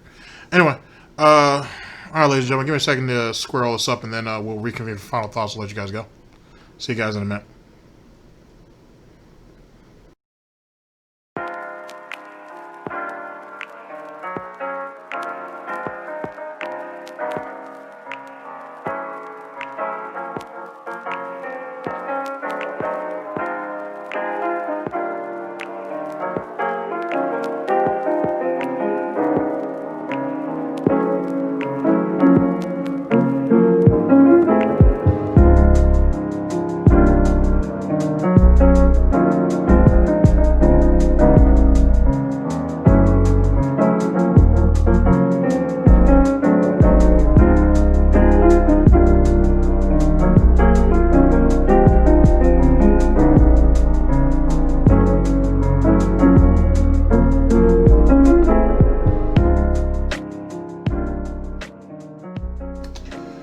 All right, ladies and gentlemen, sorry about my tone towards the end there. That's just something I haven't. I've been. I don't know. That's something that's been kind of weighing heavily on me for a while. Every once in a while when I think about that. Anyway, back on subject. That can be a talking point for another day. So, let's see here. When a troll tries to mess with me, I think I've kind of settled I think I've, at least in my own mind, at least as far as I can go with it, I think I've expressed exactly how vulnerable Phil is in a way that he could never escape. And this kind of proves it. Also, a lot of the contradicting, or how he contradicts a lot of his previous points and previous statements in the past, and then false narratives that he's tried to sow, which I find more often than not, and I know I've certainly said this since I started, that a lot of the excuses and everything is really more for himself, and he hopes that it would just have the trickle-down effect, if you will, snort economics, if you will, or snortonomics, that'll trickle down to everybody else, and they'll kind of just fall in line with it. At the end of the day, ladies and gentlemen, when you treat people like garbage, or when you treat people like they're beneath you, you should expect some type of consequence. And Phil has never been one to deal with that. Like, he has a really, really hard time dealing with the fact that he's no longer the hunter, if you will, or the apex predator, that he's merely just prey. And it didn't take much to turn people against him, which means that he was never really as popular as he says. Are any of us really as popular, as insightful, as well-known as we think we are? No. So this just kind of falls into that particular narrative. He's someone who didn't have much, found something that he thought he was good at, and tried to make it his end-all be-all. And in the end, it will be his end-all, for sure. And I think just the way look at all the hoops and shit that he has to go through. And at the end of the day, he's just some piece of shit that's supposed to be playing video games terribly. That's it. He legit shouldn't have all this extra drama, but he do, because he's a fucking idiot and he can't shut his goddamn mouth. He still wants to be more than what he is. You know what I'm saying?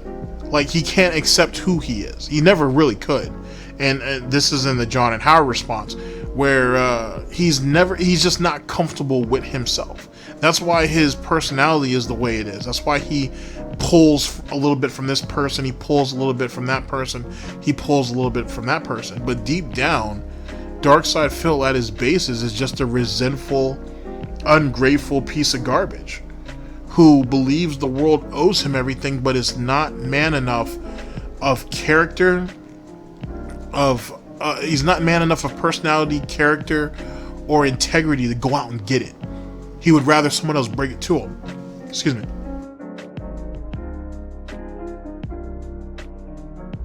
And because of that, it makes it easier to take it away from him. And how do you take it away from him? You don't have to necessarily be direct and do it. Downplay it. Downplay what his achievements are. Downplay what he believes are his major accomplishments or something that he feels that is worthwhile to him. Cut that shit the fuck up and watch what he does then. He can barely defend it anymore. And if he really believed in it as much as he says he did, or he says he does, I should say, he would have kept up the facade, if you will, the clown circus about it, like he did with Evo 2005. He defended that shit for over a decade. You got to understand that. Like at the end of the day with it, if you will, he defended that for a decade. He spent over 10 years fighting anybody and everybody who tried to question him on that. Now look at him. He doesn't even have enough in him to care. He's on record for saying it's not that big of a deal. You know what I'm saying? But yeah, you spent a decade trying to defend it. It must have meant something, but it didn't. But it was all he had. It's all he had.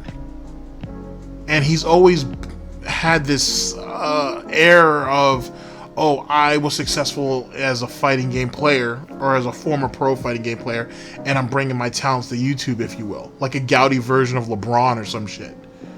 And whatnot. Receding hairline and all. Just extremely broke. And Phil don't run around saying Taco Tuesdays and shit. Cat runs around and says Taco Tuesdays. But same concept. He doesn't have anything. This is it. You know what I'm saying? At the end of the day, once this mic goes off, once this shit gets shipped off to, you know what I'm saying, whoever it is that I have to ship this off to, and they handle it and this goes up, that's the end of it for me. But Phil has to continue doing this because he has no choice. It's not just the financial attachment to it. He's mentally invested in this shit. At the end of the day. You know what I'm saying? It's not a matter of Phil versus Tevin. You know what I'm saying? It's not a matter of Phil versus LSB or Snort or Soma Julius Cruz or whoever, Mighty D or whoever. He has to. It's legit just him versus everybody, and he can't win. He never really could. So how he has to deal with trolls or how trolls treat him and so on and so forth. This is all the product of his own. It's the product of his own demise. If he wanted it to stop, then he should just stop. But he won't. And I mean stop. I don't mean stop streaming. I don't mean stop. I mean stop being him. Phil Burnell needs to stop being Phil Burnell. Phil Burnell needs to stop being Dark Side Phil. Stop with the bullshit. Stop with the charades. You know what I'm saying? Like, it's over. Give that up. Are you going to ever be able to reinvent yourself? Are you going to ever be able to be anything meaningful, so to speak? No. To be honest. No. But you could at least stop this. But you can't, because you need us. You need all this shit. Which is weird.